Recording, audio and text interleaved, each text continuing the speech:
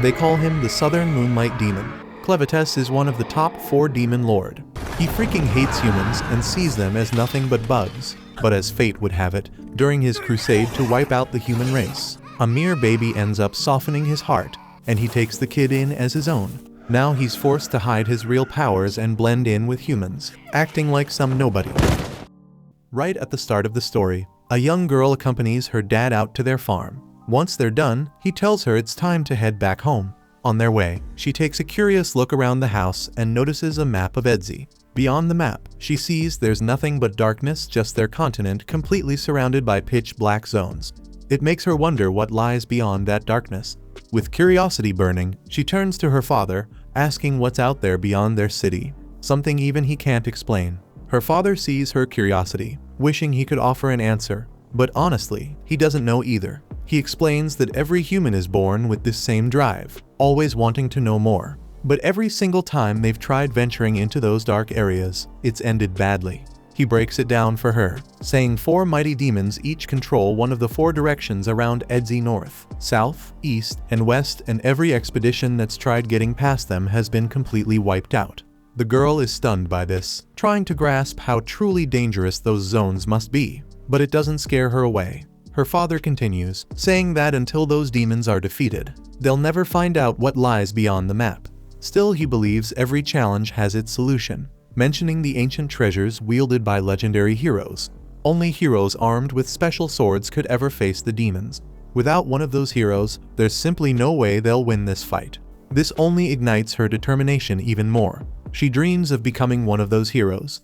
She wants to fight. If she can just get hold of the Sword of Haydn, she's certain she can challenge the demons. Once those demons fall, they'll finally discover the secrets hidden in the darkness beyond the map. A few years go by, and our girl Alicia ain't a kid anymore. She's grown up, becoming one of the heroes chosen to fight. She closes her eyes and opens them again inside the truck that's taking them toward the city's outskirts. Holding the chain around her neck, she quietly tells her father that the moment is finally here, the moment she's got to step up and protect their city. She's not making this journey alone. Several other heroes are right there with her.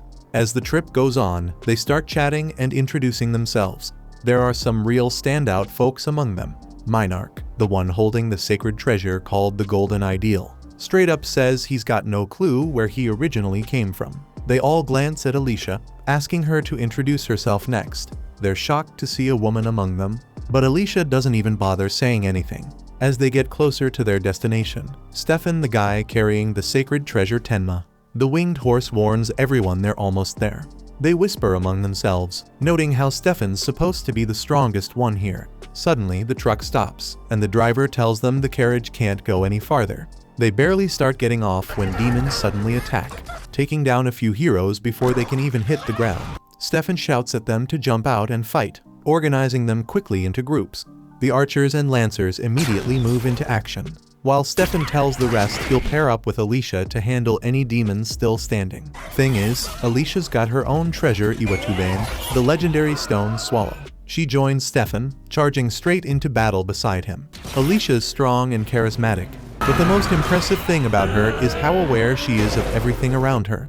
On the mountain just ahead stands one of the demon lords, who starts speaking about the nature of chaos. He admits the world itself was born from chaos, and if that's true, then he himself must be born from it too. He might have a point, but as the battle rages on, the heroes jump over hills and mountains, fighting their way through till they finally reach the summit. Stefan's particularly fired up.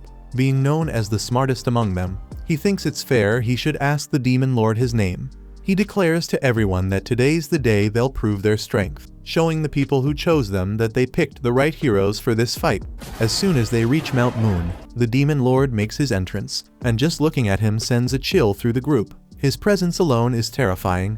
This is Clevites, the Southern Moonlight Demon, and even without saying a word, he makes the whole mountain feel heavier. Stefan gets shoved back, and though fear floods his face, he admits what's in front of them is terrifying. But they were sent for this, and they can't back down now. They're not alone, they're heroes, and together they believe they can turn legend into reality. Stefan tries to move, but Clevites hits him from far away, slams him against the wall, and kills him in one blow. The others freeze in shock, not just because he died, but because Clevites never even moved. One of them steps up to lead and pushes the others to fight, while Alicia holds back for a second, reading the terrain. As the rest close in, Clevites kills them without leaving his place. That's when Alicia figures it out and yells that he's using his shadows, and if they want to live, they need to stay away from them. They don't know how to do that, but Alicia starts jumping and running through the mountain. The shadow moves toward her, and she becomes the first to notice the attack before it hits and actually responds. Clevites's eyes shine with surprise. Maybe this won't be as easy as the last group. He doesn't care, but it grabs his attention. This is humanity, and though he hasn't faced them in 1,000 years, what he sees now isn't what he remembers. They used to be weak, no stronger than bugs, but now they've got strength, they've got purpose, and they're not giving up. He's got no clue what's pushing them like this, but he wants to find out. The heroes all go after him, and one by one, he takes them out. Alicia's the last to fall. She's thrown into the sky, eyes closing as death reaches her, and in her final breath, she says sorry to her father, telling him she couldn't make her dream real. Over in capital Heidelart, the heart of the Heiden Kingdom, people are going about their day like nothing's wrong, completely unaware that something is coming straight for them. That something is Clevites, bursts out from the mountain facing the city, and the moment he shows up, panic spreads like wildfire. The people run, terrified, but Clevites isn't attacking them out of rage. He's just curious, doesn't give a crap about their lives, just wants to figure out what they're planning. He remembers that the ones who came after him before called themselves heroes, saying they were sent by the king of Heiden. So now, his goal is simple: cut through anything standing in his way until he reaches that king. Villagers scatter in fear, running for their lives, while the knights kick into gear, scrambling to defend the capital. Archers line up and launch their attacks, arrows raining down on him, but Clevites doesn't even flinch. Instead of fighting back, he flies above the rooftops, gliding through the city so he can get to the palace and see for himself what kind of force is driving these people. The knights rush to reinforce the palace gates, firing more arrows, but nothing touches him. He watches their efforts with zero concern, and it becomes clear they're weaker than he expected. He lifts one hand, throws it at the wall, and the entire thing crashes down like it was nothing but paper. That's when the knights realize they're screwed. One of them takes off, rushing to warn the king that a demon is in the city. The king doesn't even look surprised. If a demon made it this far, then there's only one conclusion: those so-called heroes failed. He gets up from his seat and starts walking. There's only one thing left to protect now: the Blade of Heiden. Another knight runs in, shouting that the demon is tearing through the city and can't be stopped, and the king should hide. But if that thing really can't be stopped, then running is pointless, because no matter where he goes, it'll catch up to him eventually. The knights keep throwing flames and arrows at Clevites, trying everything they can, but he knows nothing they do will change a damn thing. Still, there's strength in it. He remembers how Alicia's sword had managed to hit him and leave a mark. That memory sticks, reminding him that if humans are left alone, they'll eventually get stronger. He's not the one stepping into their world, they're the ones coming for his. And to him, that's all the reason he needs to bring the fight to them. The king moves closer to the door, ready to protect the blade, but as soon as he opens it, Clevites appears.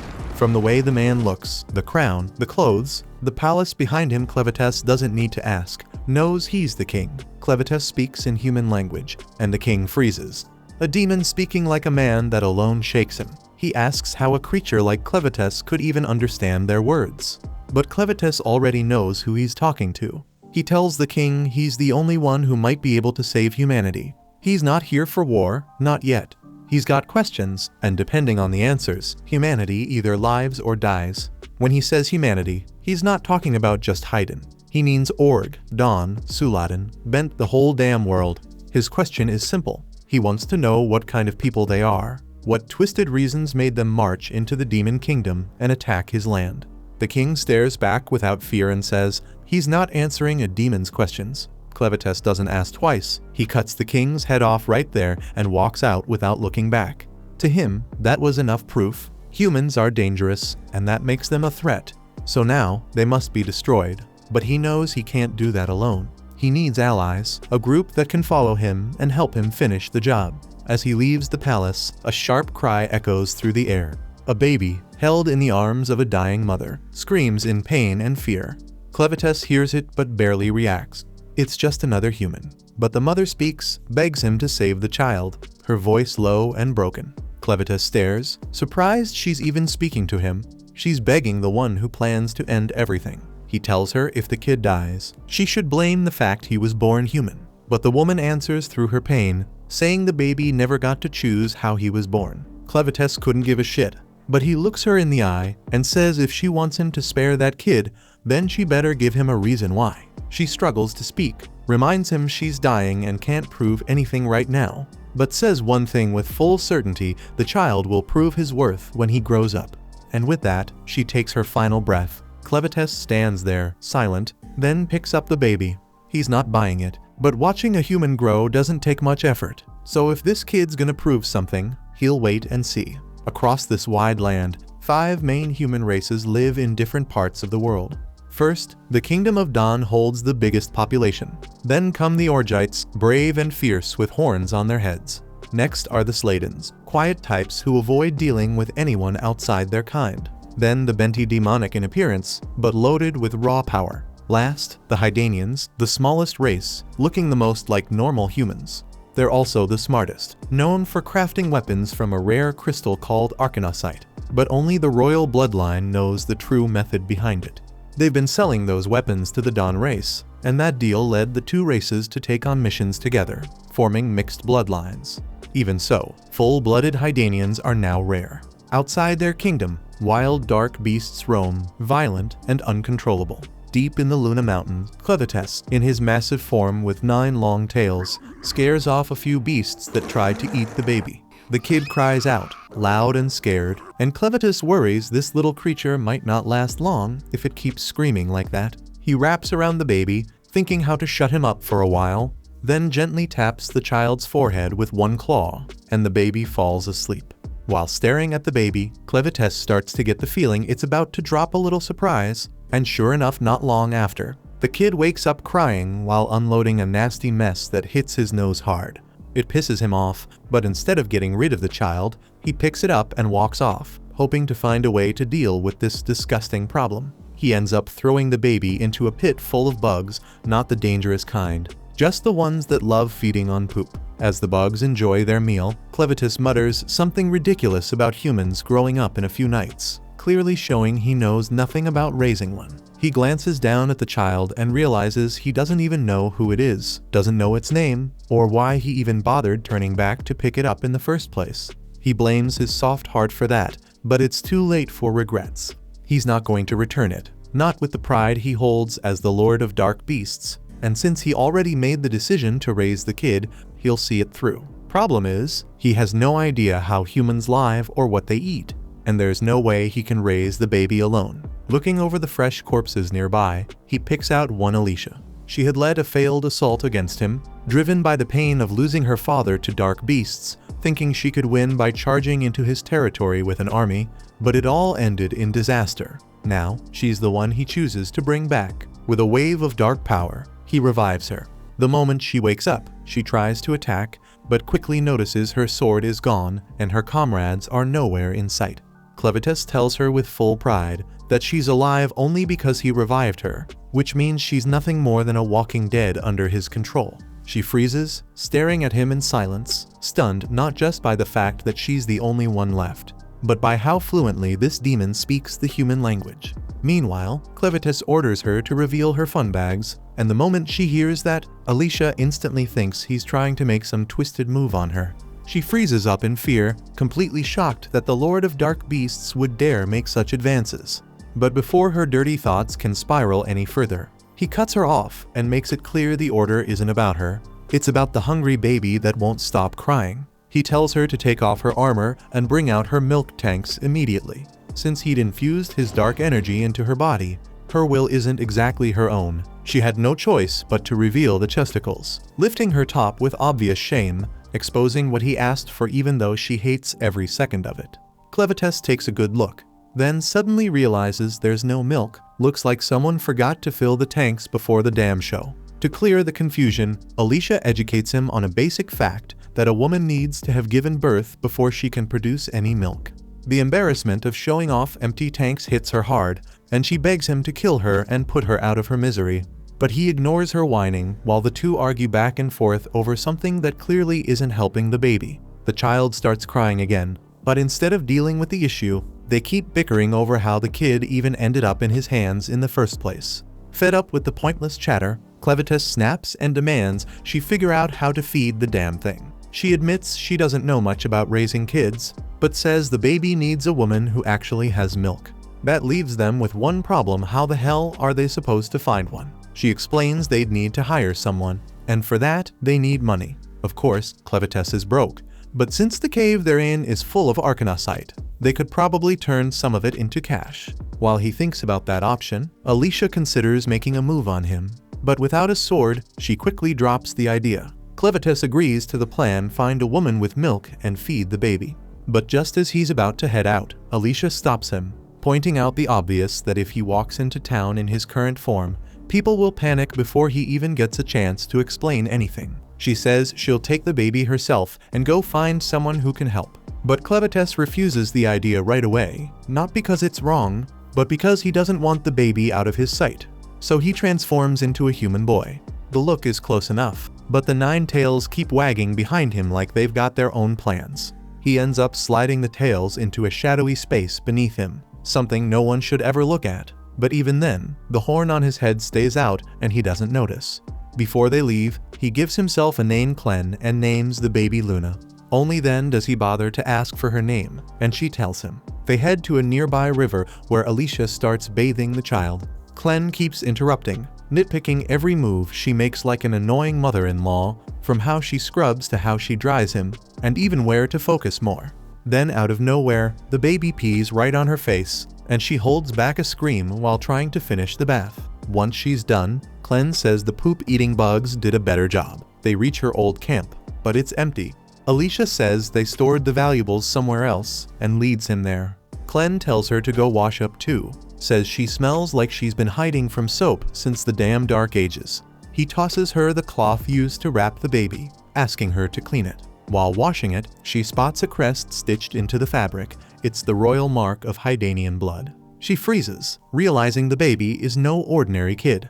Back at the ruins of the castle, a soldier searches through the wreck, shocked by the level of damage left behind. He remembers the crown princess had plans to flee with her child before all this, and now he blames the king's madness for the fall of the kingdom, holding on to a small hope that someone made it out alive. On the other side, General Drell stands with a few of his men, staring down at what's left of the Hydanian kingdom. He tells one of them to go inform the emperor fast, warning that if they don't move in and take the land, another race will. The real reason he wants Haydn is clear: it's the Arcanocite secret, something only the Hydanian royals knew how to control. He heads out to gather his forces, leaving his second-in-command Maynard in charge of finding any survivors with royal blood and bringing them straight to him. Elsewhere, Alicia holds up the cloth with the Hydanian crest and confronts Clen, accusing him of stealing a baby tied to the royal family. Clen looks at her, confused and shocked, then says he was given the child by someone who looked exactly like the form he's taken. She doesn't believe a word he says, but he shuts her down and tells her he only killed the king because he was attacked first. Now he expects others will come after the child to unlock the Arcanocite power. Clen, clearly pleased by what he's discovered, says he'll raise the child as king and rule everything from the shadows. The way he calls the kid his servant makes Alicia freeze, fear creeping up her back as she starts to wonder if revealing the child's identity was a mistake. Clen tells her they need to find someone with milk fast and feed the baby before it loses its strength. While they move through the forest, Alicia tells herself there's no way the humans would accept someone with a freaking horn sticking out of his forehead, even if he was disguised as one of them. Alicia keeps thinking no one would accept Clen with that horn on his head, but she forgets Orgites have the same feature, which could help him pass, though she still believes humans would figure him out and ruin his plans before they even start. She also starts seeing how deep his obsession with Lunar runs, and something about it shakes her up. If anything were to happen to the kid, she fears it might bring real disaster to humans, so she decides to make it her new duty to protect the child no matter what. While they're walking, a bunch of bandits jumps out and hits Clen straight in the head before Alicia even realizes who they are. He thinks they'll be easy to handle, but right after the first hit, he drops and starts bleeding hard. Alicia screams like a little girl and takes a hit to the back of her head that knocks her out cold. Even with Clevitis's power inside her, she's shocked at how weak she still feels. Later, she wakes up and thinks for a moment she's surrounded by her soldiers heading into battle. But before the dream settles in, Clen's voice cuts through, calling her a fool and telling her to wake up. That's when she snaps back to reality and sees they've been captured by bandits, with Clen smirking like he's not even worried. They're sitting in the bandits' carriage surrounded by a bunch of other captives. Clen's just chilling with baby Luna in his arms and wearing this calm-ass grin, which honestly freaks Alicia out even more since she's got no clue what's running through his mind. She notices Luna sleeping quietly and asks Clen how he managed to settle her down. So he explains that Luna was fussing earlier, but the second she saw those bandits' busted faces, she passed out cold. Alicia carefully moves past the other prisoners, edges closer to Clen, and whispers, asking why the hell one of the strongest demon kings who ever lived let himself get caught. She figures that when Clen changed his appearance, he probably weakened his powers too, which explains why he got knocked out in one hit. Clen nods slowly, admitting she's close, but not exactly right. Changing his form made him as physically weak as a regular human, something he didn't realize until after he got sucker punched. Basically, his built-in defense is pathetic now, but if needed, he can still power up. But that still leaves Alicia wondering why Clen hasn't busted out of this mess already. Clen explains his thinking. Since he's stuck blending in as a human for a while, he plans to keep his true strength under wraps until Luna takes her rightful place as king. Plus, he's actually curious about humans, wants to see what makes them tick, like why these poor bastards around them got captured in the first place. That's why he's just sitting back and letting things play out. Realizing Clen's totally clueless, Alicia lays it out straight for his dumb ass, telling him they got captured by bandits who probably planned to sell them all off as slaves. She quickly adds that Clen shouldn't judge humans based on these scumbags, since bandits are the absolute worst kind. Not long after, they arrive at the bandits' hideout, where the captives are immediately split into two groups, men on one side, women and kids on the other. Suddenly, one guy tries to make a run for it, and Dagarn, one of the bandit bosses, just cracks a twisted grin, knowing the poor fool just signed his death warrant. Right on cue, another bandit chucks a dagger straight into the guy's back, dropping him instantly. With that idiot gone for good, Dagarn turns back to the terrified crowd, warning them not to pull anything stupid, unless they want to end up dead too. He then locks eyes on Alicia, orders her to come with him, and before she can even protest, he grabs her roughly and starts dragging her off to his room, determined to find out exactly what she's hiding. Clen's still standing there looking lost when a woman named Carm, who seems to run the women and babies side of this shady-ass operations, spots him just staring into space. Noticing he's got a newborn in his arms, Carm calls her servant Neru to take care of Luna. Neru's whole job around here is nursing babies they kidnap. The bandits' hideout is in an old quarry, and at the bottom there's this deep pool. Way down at the very bottom lies some legendary red blade, but getting to it isn't easy, because something crazy powerful is guarding it down there. Turns out I misread Dagarn's intentions, because he only dragged Alicia straight to Vroko, the guy currently running the Crow's bandit gang, while their real boss Zazak is away. Vroko apparently stole leadership from Zazak, and nobody dares say a damn thing because of his pet beast, Betty, who's strong enough to rip people to shreds. Alicia instantly recognizes Betty as a Western demon, shocked that a lowlife bandit like Vroko somehow managed to tame such a dangerous creature. Vroko casually talks to Betty, and she tells him she's bored and wants to play with a human male. Vroko shrugs and tells her she can choose whichever she wants from the two bandits who brought Alicia in. But before that happens, Vroko explains why Alicia's here. The bandits obviously got their hands on all those magic crystals Alicia collected from Clen's base. Vroko already figured out they came straight from Mount Moon, home to Clevitas.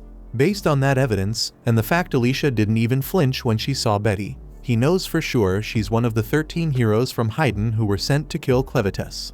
Vroko guesses Alicia was on her way back to Haydn carrying that big bag of crystals, so he casually drops the bombshell the royal capital already got wiped off the map by Clevitas. But for the Crows, that's not exactly bad news. Vroko smiles, showing off a red-colored blade, the monohydrite sword, something only Haydn royalty knows how to forge. Of course, Vroko's sword is just a worthless fake. His gang has been selling these rip-offs to idiots who can't tell real from fake for years. Now that the royal family's been permanently logged out of this world, the prices of monohydrite swords have gone through the roof. Sure, it's a solid money-making scheme, But Vroko's got his greedy eyes set on something even better. The purest hydrite swords ever made. The ones personally forged by the kings of Haydn and handed straight to the heroes.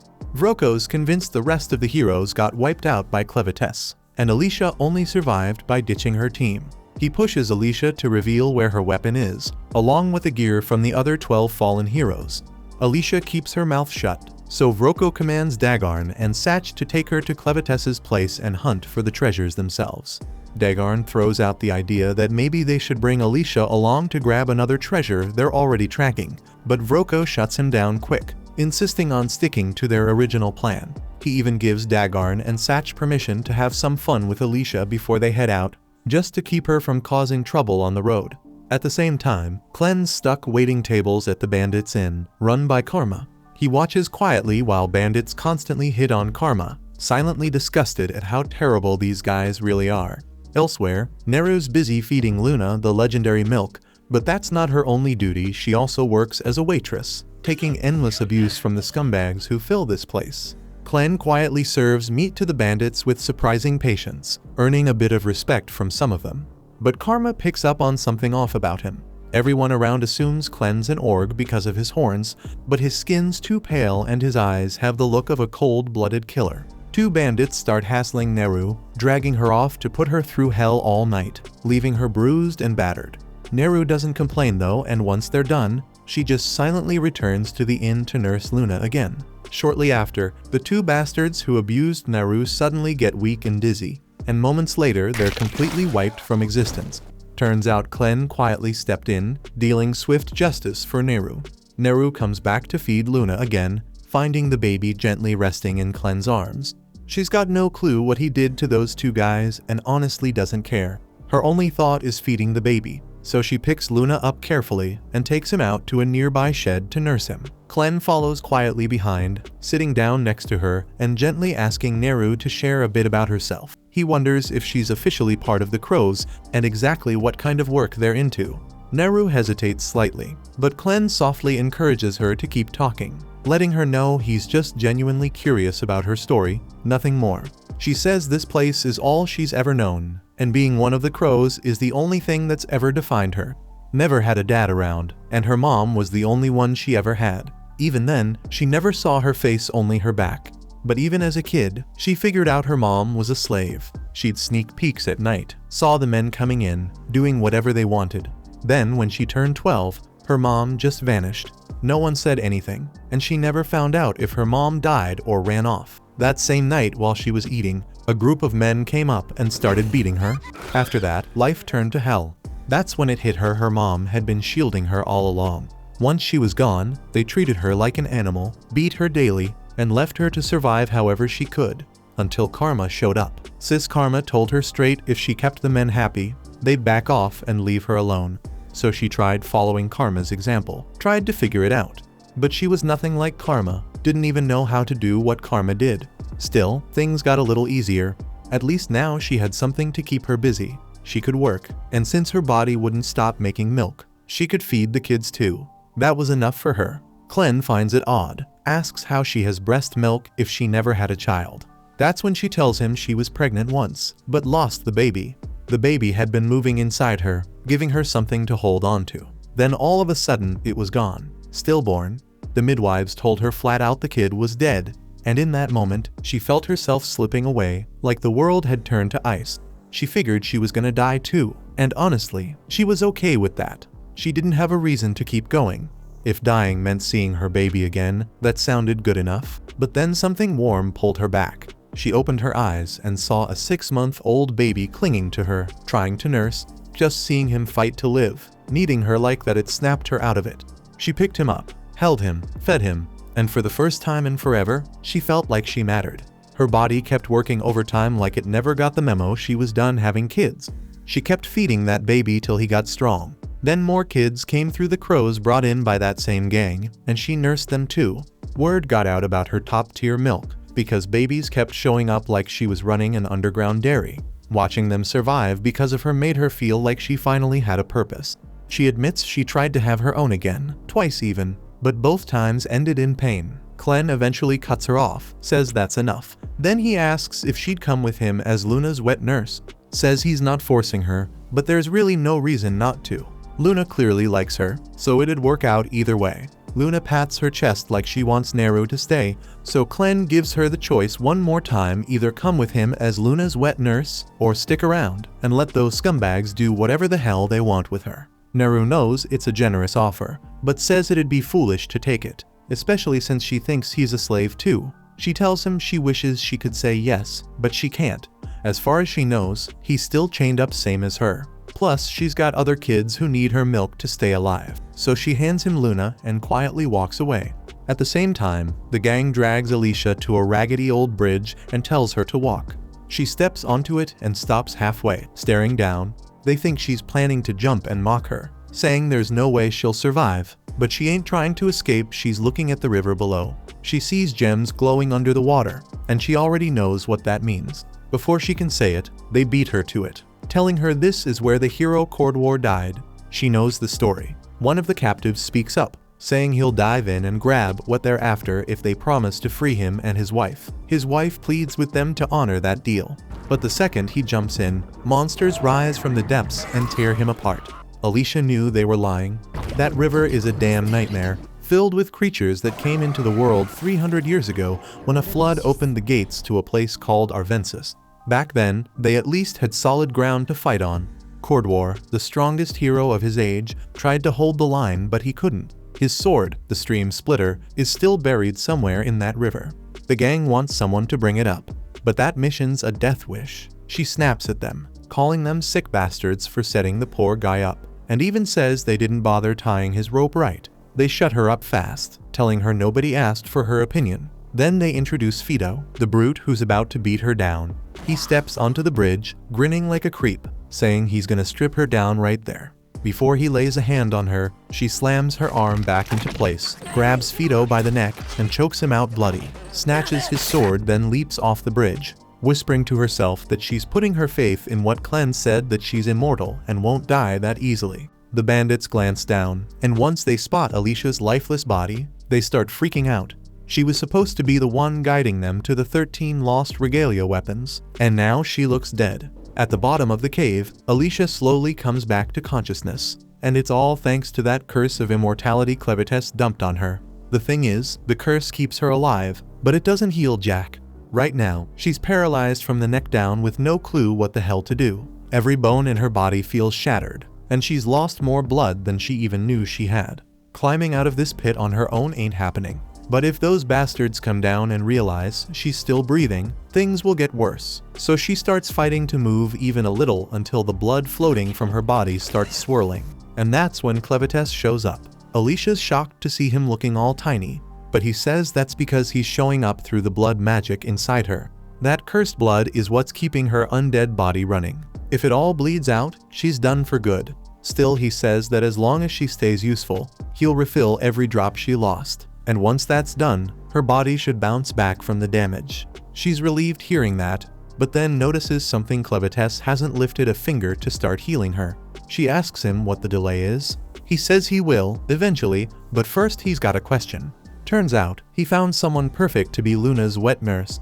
Even as a demon, he could tell Naru's getting treated like crap here. So he offered her a chance to escape and live a better life with Luna. To his surprise, Naru flat out refused.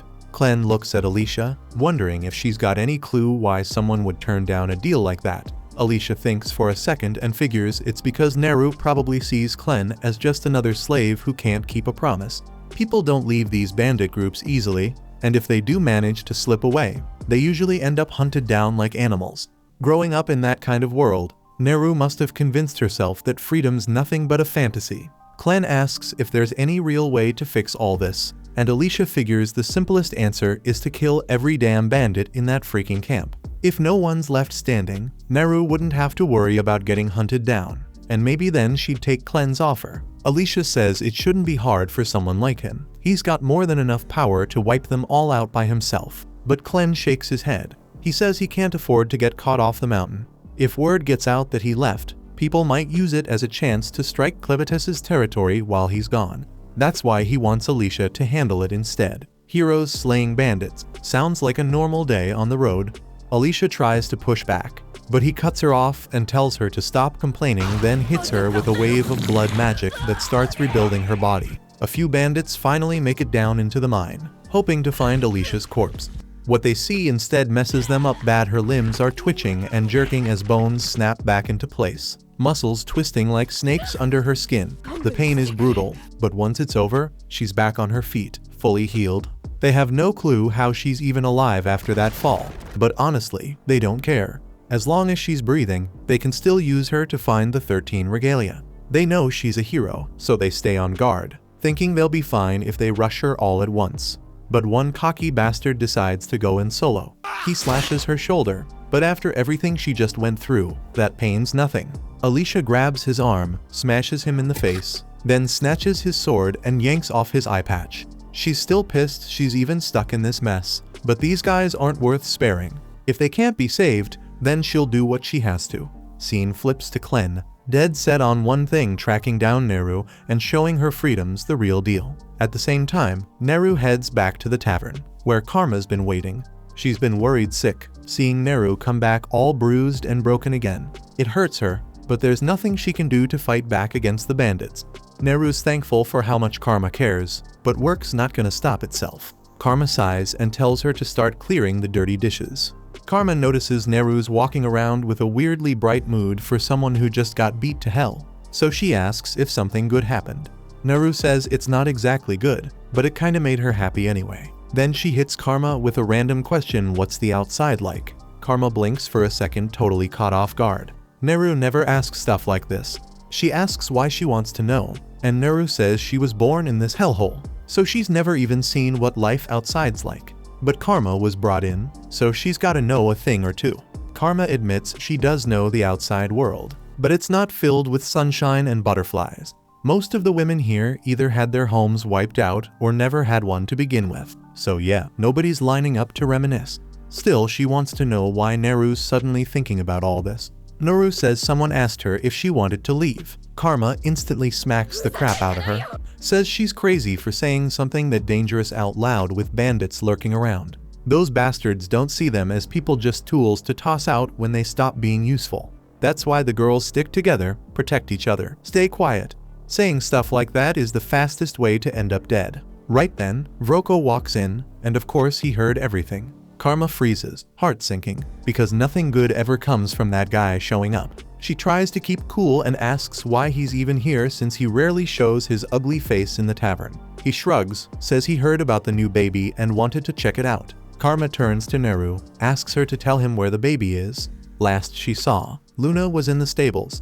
Vroko nods, says he'll go see for himself. But before walking out, he tells Neru to come with him. The way he says it sends chills through Karma's spine. She knows damn well what that tone means. She tries to stop him, but she's got no say around here, and Neru's too naive to realize the danger she's walking into. After they're gone, Karma slams her fists against the table, furious. Neru was the only one taking care of the babies here, and now she's just gone. Vroko doesn't give a damn about any of that. Karma tries to tell herself there was nothing she could have done, that maybe Neru brought this on herself by dreaming too loud in the wrong place. But deep down, she knows that's just bullshit. Feels intense panic about what's coming next. Right then, Clen walks in holding Luna, and Karma jumps a little since she didn't hear him come in. But it clicks quick, he's probably here to feed the baby. She tells him Neru's gone, and chances are, she ain't coming back. Karma hates saying it, but that's just how life goes around here. Clen stares at her confused, not buying that answer one bit, then asks her what the hell she means. The second Karma looks into his eyes, she knows he's dead serious about finding out what happened to Neru. At the same time, Vroko's leading Neru down this dusty old stairwell, and she's low-key amazed, since she's lived her whole damn life in this camp and never even knew this place existed. Vroko explains it used to be a magic ore mine, and magic ores got all kinds of uses. Like the lamp he's carrying, it burns thanks to crushed ore mixed with bug oil. Before he turned bandit, he spent a hell of a lot of time messing with magic ore, especially testing how it mixes with different liquids to pull off wild effects. Just ignore those skulls on the floor, they're not a bad sign or anything. Probably just the last guys who took a wrong turn. Suddenly the light cuts out, and Neru freaks the hell out because she can't see a damn thing. She begs him to turn it back on, and he does. But when the place lights up again, her heart nearly stops. Vroko's freaking pet monster is standing right behind her. Turns out, one of his twisted little experiments let him take control of demons like Betty, and that's how he clawed his way to the top of this camp. But being the boss comes with rules, and letting a slave talk about escape is a big no. That's why Betty's here. He's planning to let her handle Neru. The second Neru realizes what's happening, panic hits hard. She turns and bolts, trying to find any way out. Vroko, cold as ever, tells Betty to eat her, and the damn monster comes charging. As Neru scrambles for her life, the only thing running through her head is Clen's offer. Deep down, knows if she'd said yes, none of this would be happening now. That's when she spots Clen holding Luna at the far end of the tunnel. And the last thing that flashes through her head is how bad she feels for not being able to care for Luna anymore. Normally, this would be the part where Clen swoops in and saves the day, but nope. Betty swallows Neru whole, and just like that she's gone.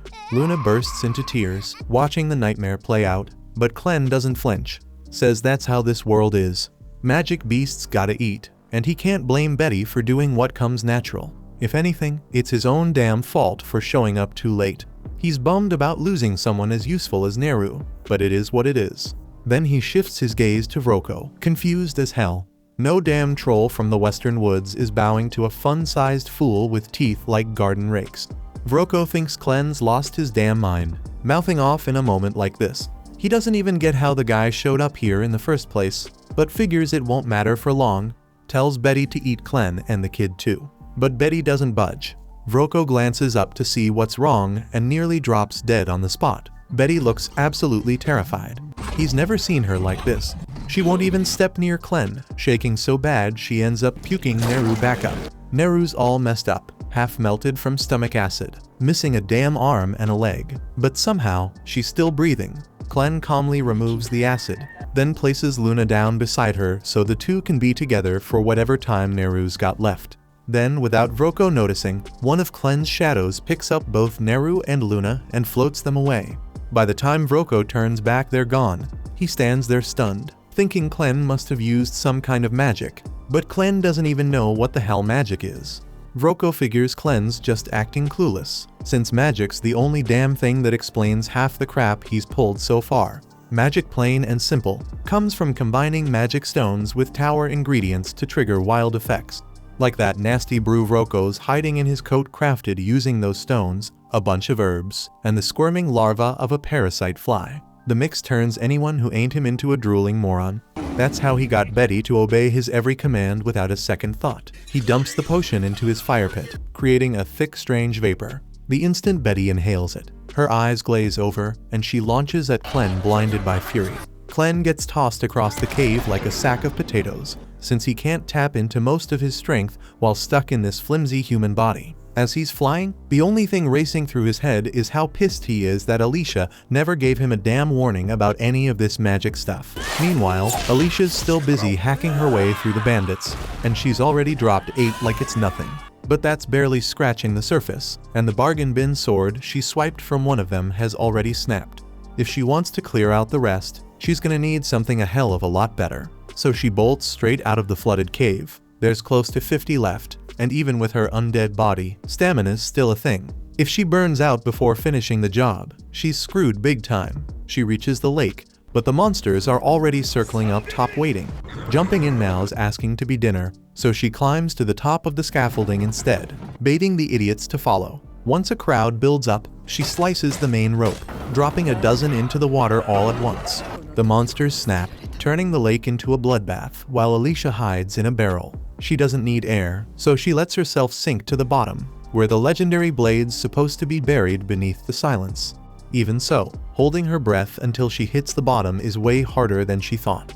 That pain and pressure she prepared for kicks in fast. Her senses start to fade, and her chest's on fire from the lack of air. She knows she won't die even if she runs out of breath, but it still takes everything she's got not to panic and swim back up like her body's begging her to do. After a while, she hits the lake bed and rolls out of the barrel. She sees the red glow of the magic sword not far off, so she forces her heavy body to swim toward it. If she can grab that sword, things will shift.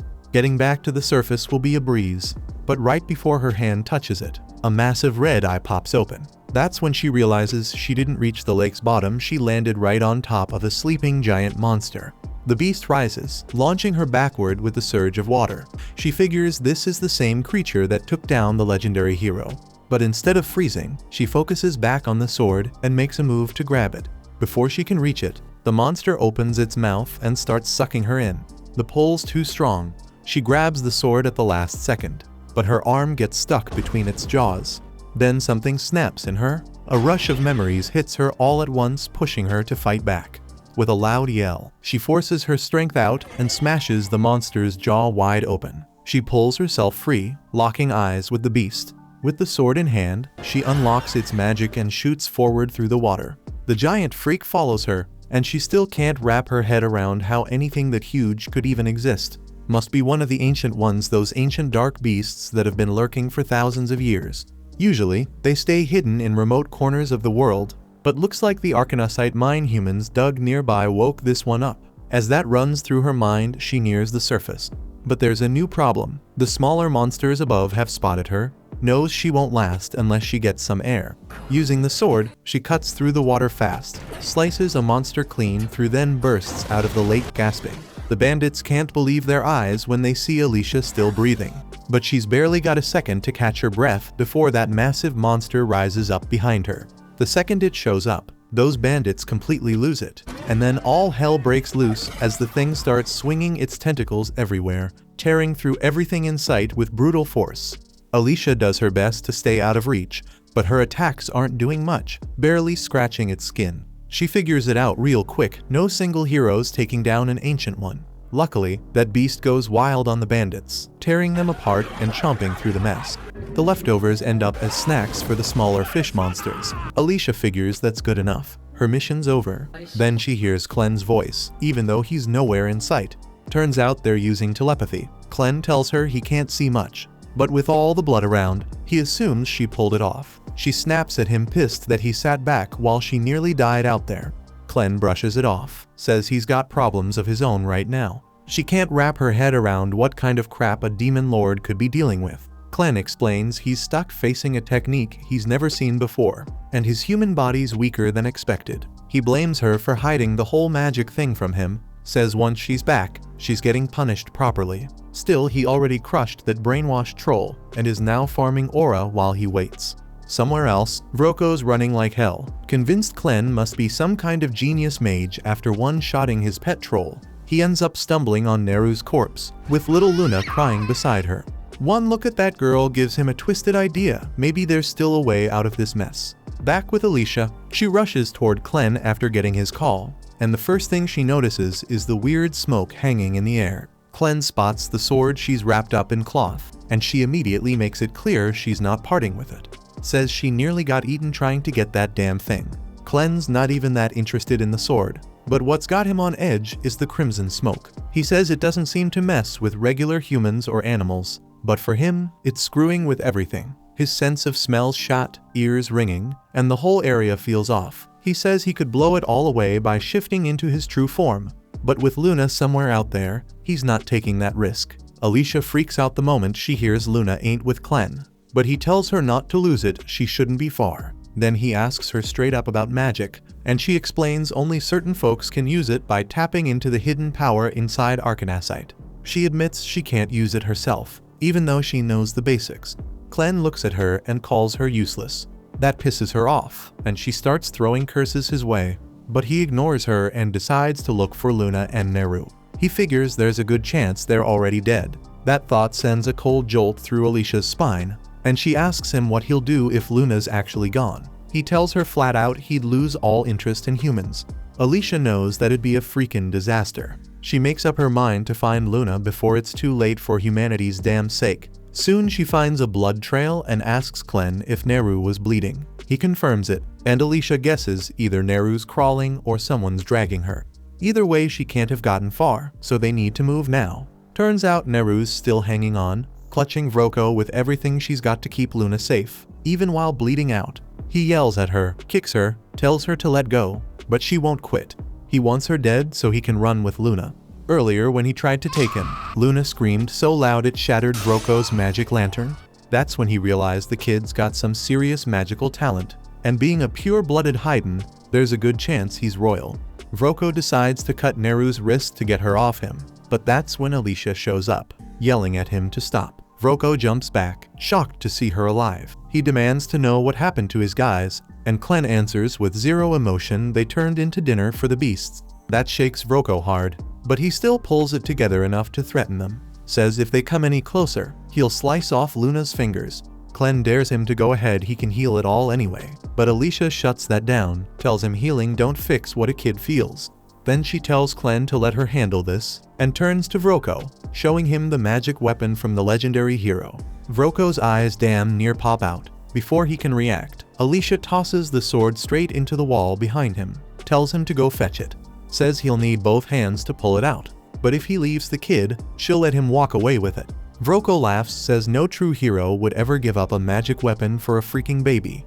But now he's convinced Luna's got royal blood, and that changes everything. He tells Alicia she better cough up the location of the 13 weapons she and her crew are hiding if she wants the baby back. Klen, without hesitation, tells her to spill it, says they're just weapons. Alicia tells him the weapons are buried at the bottom of the valley under the Luna Mountains, but if he wants them, he better go get them himself. Vroko laughs, cocky as hell, says he's more than capable, knows plenty of magic. Then he releases some black powder into the air and taps Luna lightly, making the kid cry, which activates his powers on instinct. Luna's magic boosts the powder, triggering Vroko's invisibility spell and making him vanish completely. He starts walking off, thinking he's untouchable, but Alicia suddenly appears in front of him and slices him clean in half. He's stunned, can't figure out how she found him. She tells him it didn't matter how quiet or invisible he got, she followed the sound of Luna crying. Meanwhile, Klen picks up Luna and brushes off the black powder. Alicia leaves Vroko's body invisible, then looks at Luna and realizes he's only alive because Neru protected him so fiercely. She turns to Klen and asks if he can save her. He says he can't, he's limited to one zombie puppet at a time, and Neru's lost too much. There's not enough left to regenerate, not without getting pieces from somewhere else. Adds it'd just be easier to let her die. That sets Alicia off. Yells at him for thinking about letting the woman who saved his kid die like that.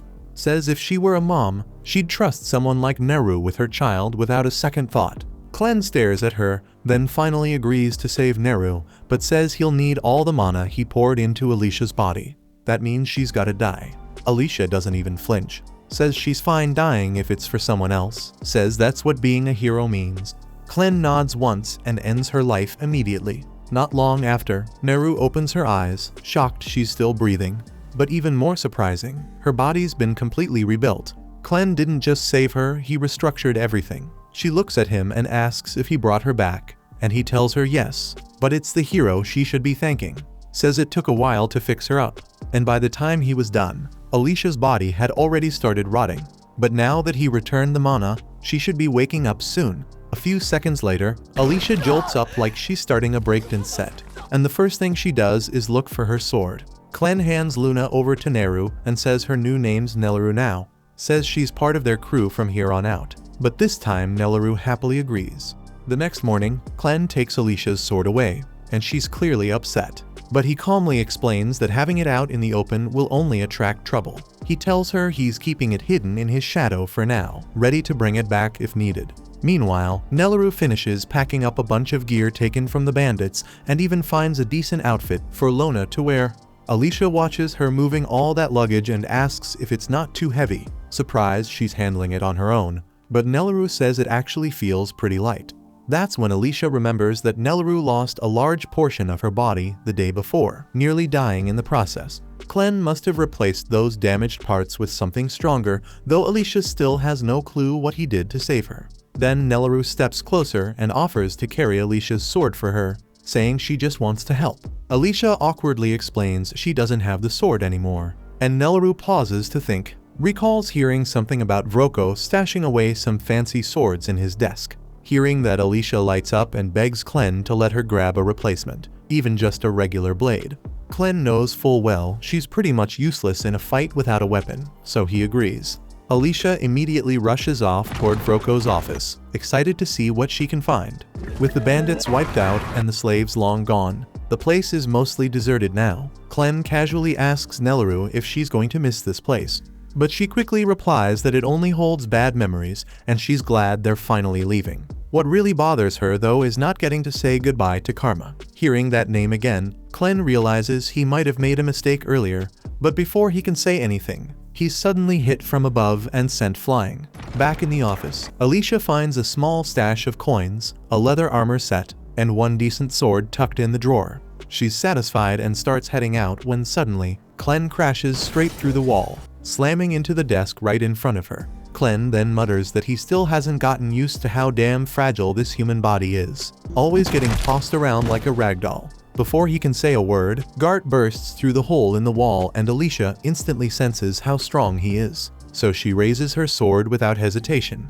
But in the next moment, Gart throws a savage kick that slices the air and leaves a small cut across her face from pressure alone. He's impressed she managed to dodge in time, but he doesn't think she'll last long, and starts pummeling her with kick after kick until she stumbles.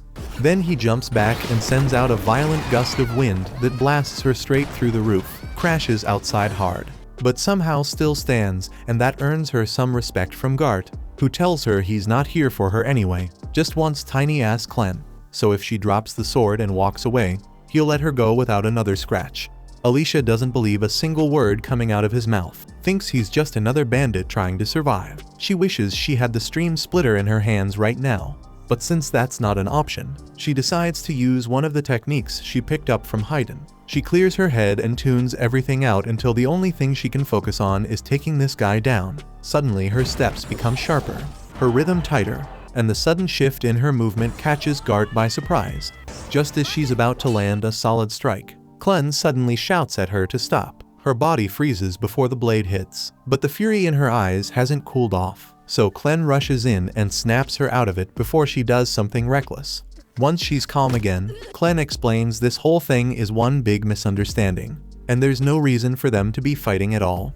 If he hadn't stepped in, she would have gotten her shit kicked in by Gart before her sword even touched him. Gart, being reasonable enough, asks what the hell Clem means by that, because from where he's standing, Nelleru smells exactly like a Western troll. He was told there was a troll being controlled in this camp, and after checking the caverns under the base, he found a dead one with body parts missing like someone had been slicing pieces off on purpose.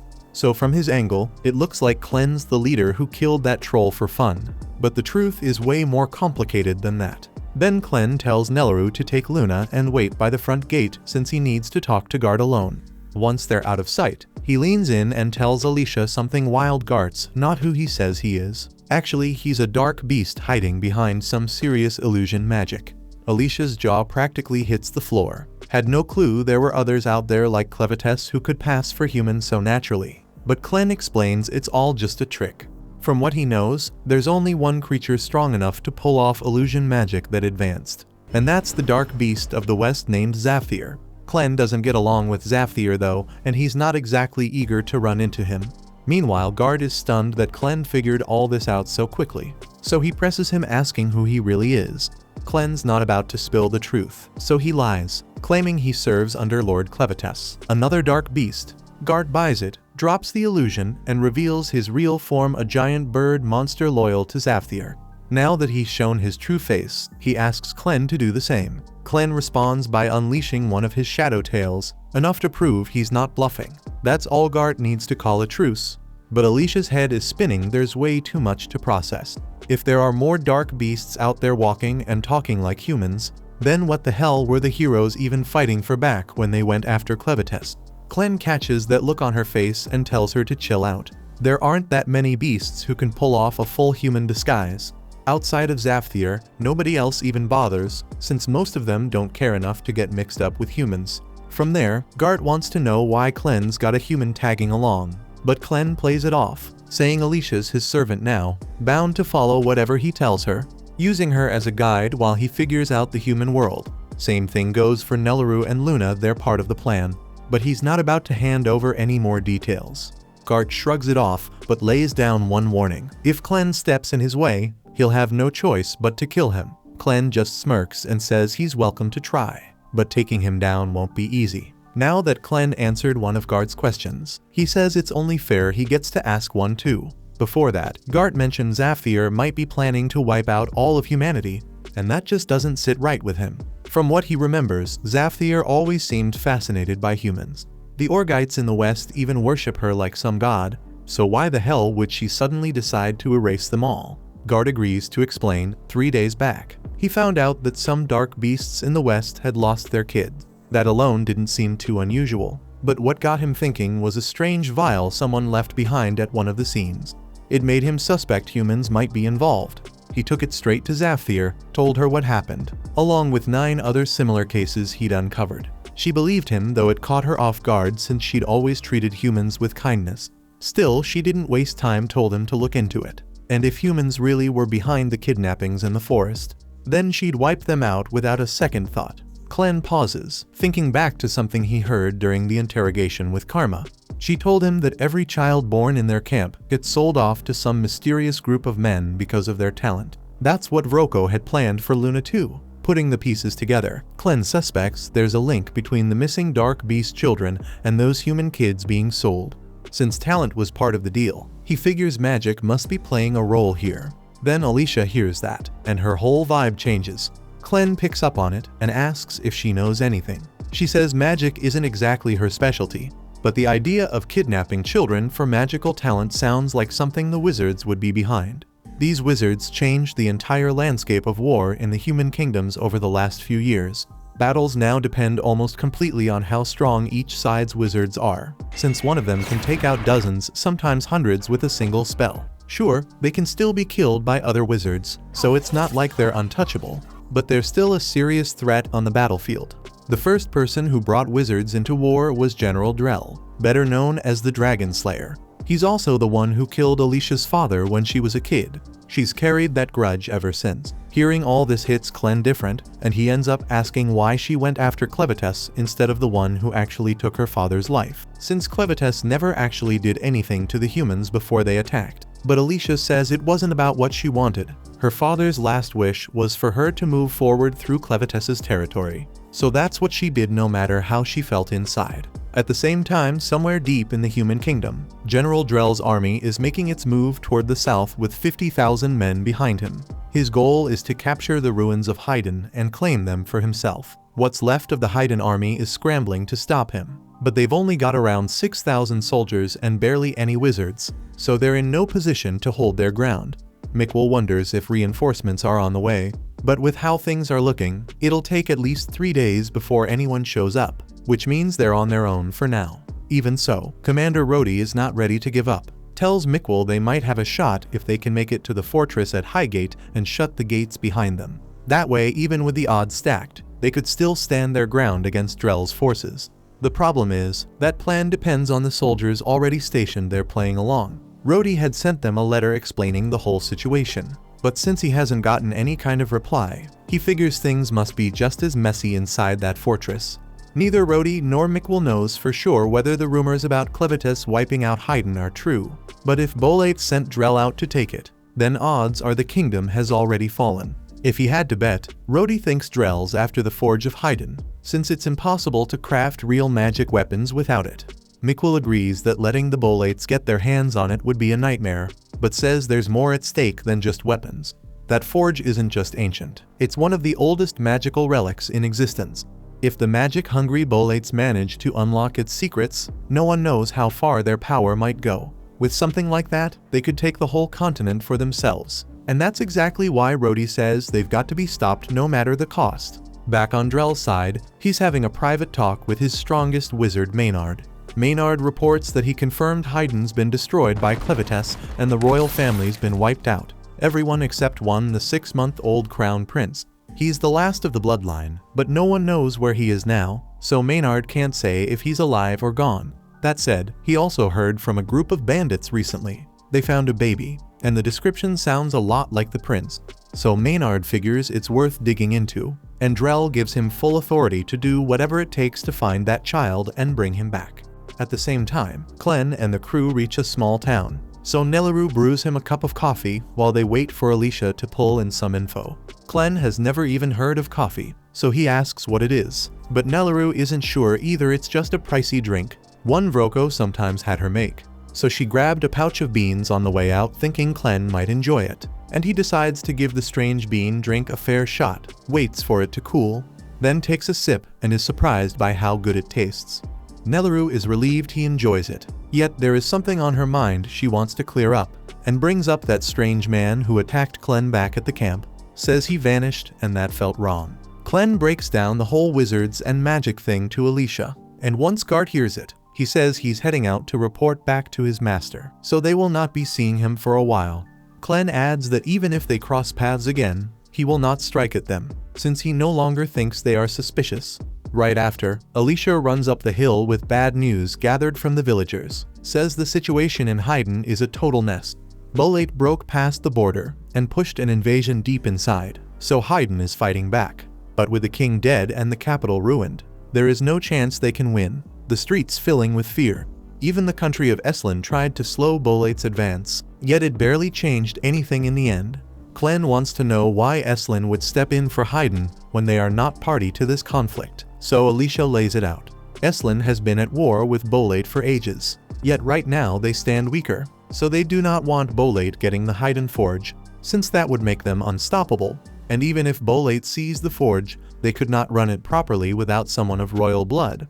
But the biggest issue is that Haydn is outmatched, since Clen killed their king and they have no sorcerers to bring into battle. So at this rate Haydn will be erased from the map before long. That sounds bad, but Clen still does not see a reason to care, since his only goal is to make Luna king. So whether Bolate takes Haydn or not, it changes nothing for him. But Alicia tells Clen it does matter, because if Haydn turns into Bolate territory, Luna will never become king.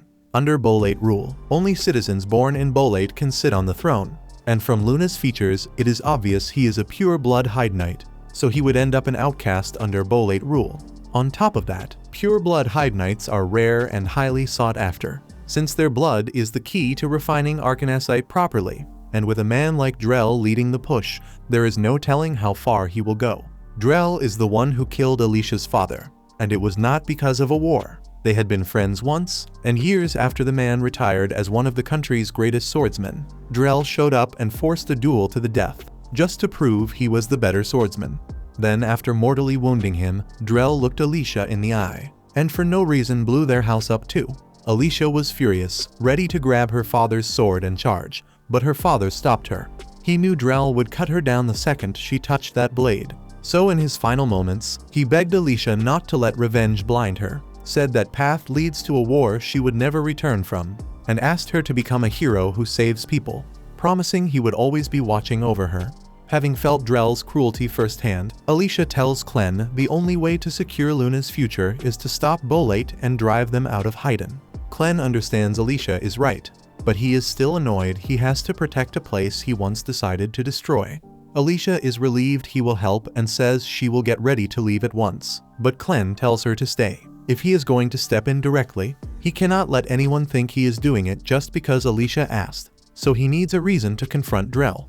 And the fact that Drell has been kidnapping Dark Beast children to build his wizard army is reason enough. It also gives Clen a chance to see how strong these wizards really are, and that thought gets him a little excited. With that in mind, he is sure Alicia wants payback for what Drell did to her father. But her father's last wish was clear: he wanted her to be a hero, not someone ruled by revenge. Alicia's still carrying that promise she made, but after all that's gone down, she can't bring herself to call what's left of her a hero, feeling more like an empty shell stuck serving him. Clen doesn't fight her on it, just asks what being a hero really means to her. She might not believe she's one, but he's dead sure Nelleru does, since the girl's whole life got better because of what Alicia's done. That hits home, so she agrees to stay put. Then Clen shifts into his other form and tears off through the forest straight toward the Bolate army. Now the Bolate army has already broken through the second fortress on the road to Haydn, so Rhodey starts to worry hard. If nobody stops them soon, they'll hit Hydrat before long. He races along the cliff with Mikkel and says there's a shallow river ahead, so if they're going to stop that push, or at least slow it, this is their best shot right now. Meanwhile, Alicia guides Nelleru and Luna into the city, and as they walk down the street they hear the hard thuds and ragged yelps of someone getting the shit beaten out of them. Alicia stiffens at first, then realizes it's one of the bandits who somehow lived through her attacks, so she's not interested in stepping in. People here know exactly what those bandits did, so once they recognize who he is, there's no chance they let him walk away now. Nelaru still trembles a little since that creep used to torment her all the time, but Alicia tells her there's no way he'd recognize her after how much she's changed. At that point, the bandit does recognize Alicia, so the second he spots her, he tries to flip the crowd by yelling that she's the hero who released the giant sea beast in the mine shaft. People turn to see who he's talking about, yet by then Alicia has already slipped away, and even if they had seen her, it wouldn't change the fact he's a bandit who got caught. In the end, the townspeople hang every bandit they find inside the walls, but they're rattled by everything swirling lately. First came Clevetess's attack, then the Bolade army, and now an ancient octopus monster, leaving them worried the next nightmare could be radioactive wasps or glacial worms. But still, no matter what shows up next, they swear they'll protect their town from any threat. At the same time, Alicia and Nelaru search for a place to stay, but the whole town is on high alert, so every step feels watched and every doorway tense. Without wasting time, they keep moving. Before they head into the inn, Alicia asks Nelaru not to refer to her as a hero, since she wants to keep her identity tucked away for a while. As soon as Alicia pushes the front door open, two big men posted on either side jump in and accuse her of being one of the bandits. Alicia freezes for a moment, unsure how to handle it without turning the hall into a scene. When the men's mother steps in and tells them to stop bothering the guests, Phil tries to justify it, says Alicia looks suspicious because she wears an eye patch and carries a sword. Yet with everything that has been going on lately, walking around armed is reasonable. But it is not common to see someone traveling with a Haydnian baby, so Kari asks Alicia for an explanation. Alicia tells her that she and Nelaru serve as guards for a very important person, and right now their job is to protect this baby at all costs.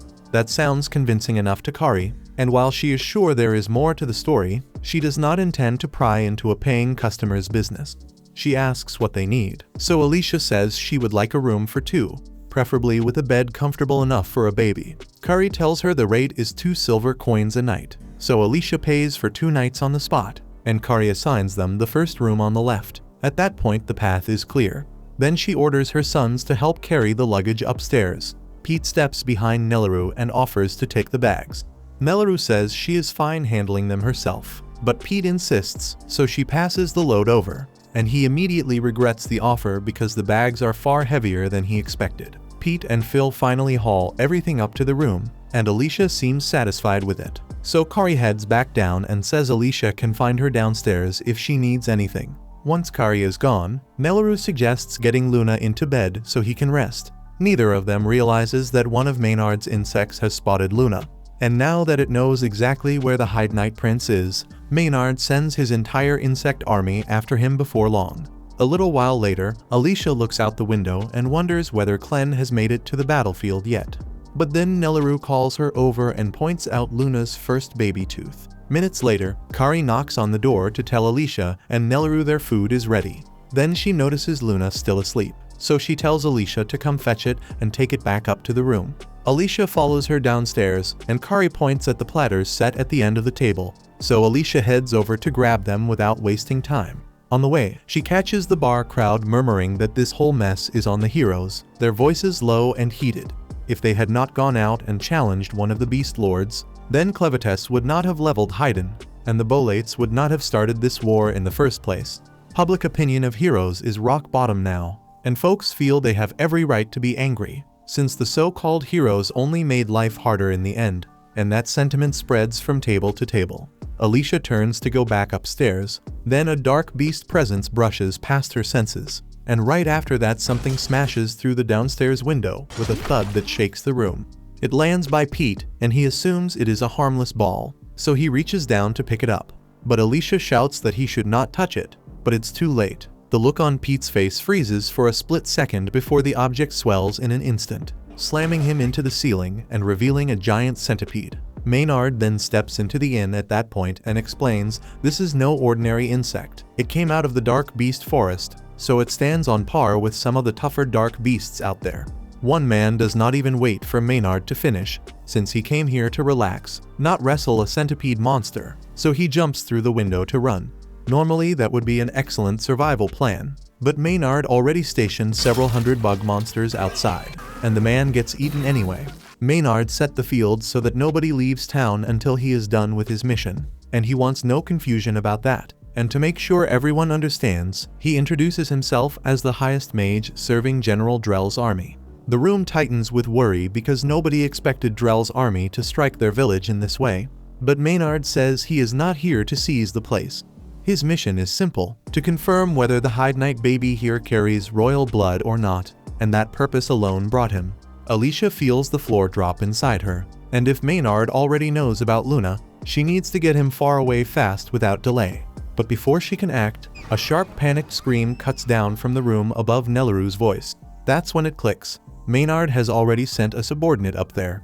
Meanwhile, in the room right now, a telekinesis wizard named Naya Chiffinlitz has Nelleru pinned against the wall with the bed frame, not letting up for a second. Nelleru cannot figure how Naya slipped in through a second-floor window, so Naya spells it out. She flew up with her axe because her power pulls and pushes anything made of iron, so she gripped the handle and hurled it upward. Then the force yanked her along for the ride. She does not really get the science behind it. Yet there is a massive dark beast turtle with an iron shell, and any metal weapon swung at it ends up stuck there for good. Now that she has laid out how the ability works, she says she has to get back on task. So she pulls a pill from her bag and walks over to Luna. Nelleru asks what she is doing, so Naya says she is giving Luna medicine that evaluates his magic potential. And if the baby can use magic, his eyes change color and he stays fine, otherwise he coughs blood and dies. A rough 50-50. Because that means Luna could die. Nelleru yells and pleads for her to stop, and then Alicia hears the screams and sprints for the room. But before she reaches the door, Maynard orders his centipede, and it slams her into the wall. He is not sure who Alicia is, yet he will not let her wreck the plan, so he decides she has to die. At the same time inside the room, Nelleru keeps fighting to free herself so she can reach Luna. But Naya says it is pointless, because the force she can drive through those bed frames is enough to stop the Hulk in his tracks. So with 2 frames in play, Nelleru would need more strength than 2 pregnant bulls to break out. And there's no way her tiny arms could pull that off. Then, to Naya's shock, those small arms actually start prying the frames apart. And with one clean shove, Nelleru knocks Naya out cold. Maynard hears a heavy crash from inside and wonders what went down. Then he tries sending the centipede to check, but something is pinning it. Now Alicia, who survived the hit, has its antenna tied in a knot, so the beast is completely disoriented and cannot move right. So she boots it to the floor and runs for the room to check on Nelleru and Luna. And Maynard is impressed because no ordinary person handles a magic beast like that, and now that he gets a proper look, he realizes who Alicia is. Alicia steps into the bedroom ready to fight, but instead she finds Naya unconscious on the floor while Nelleru stands beside her holding Luna. She notices the big hole in the wall, so she asks if Naya did it, and Nelleru says she was the one who caused it because when she pushed the bed frame to get free, it hit Naya and went straight through the wall. Alicia does not understand how that is even possible. However, there is no time to debate because they need to get out now, so she grabs her sword and tells Nelleru to stick close, and they jump out the window. And once they leap, Alicia uses her sword skills to slice the bugs in the air so they can run. By the time Naya wakes up, it is already too late to stop them, and she would like to go after those too. But the bugs in the air do not discriminate, so she would die the moment she steps outside without Maynard's help. Meanwhile, a little later, Alicia and Nelleru make it outside the city limits, so the bugs stop chasing because Maynard only ordered them to surround the city. If they are lucky, they might make it through the forest before dawn. But things are never that simple, and they run into a second wall of insects in the forest. There are many more here, so Alicia will not be able to cut her way through them like before. Nelleru asks what they are supposed to do, and Alicia is not exactly sure, so for now they need to find somewhere to hide. Back at the inn, Naya goes downstairs and tells Maynard that the women got away, and Maynard asks if she at least managed to test the baby's magic aptitude, since that was the point. She says she never got the chance because Nelleru knocked her out with the bed frame. Maynard realizes they seriously underestimated those two, but even so, this situation allows him to confirm a few details. First, the blonde woman was the hero Alicia Glenfall, and Maynard is certain because he was there when Drell killed her father.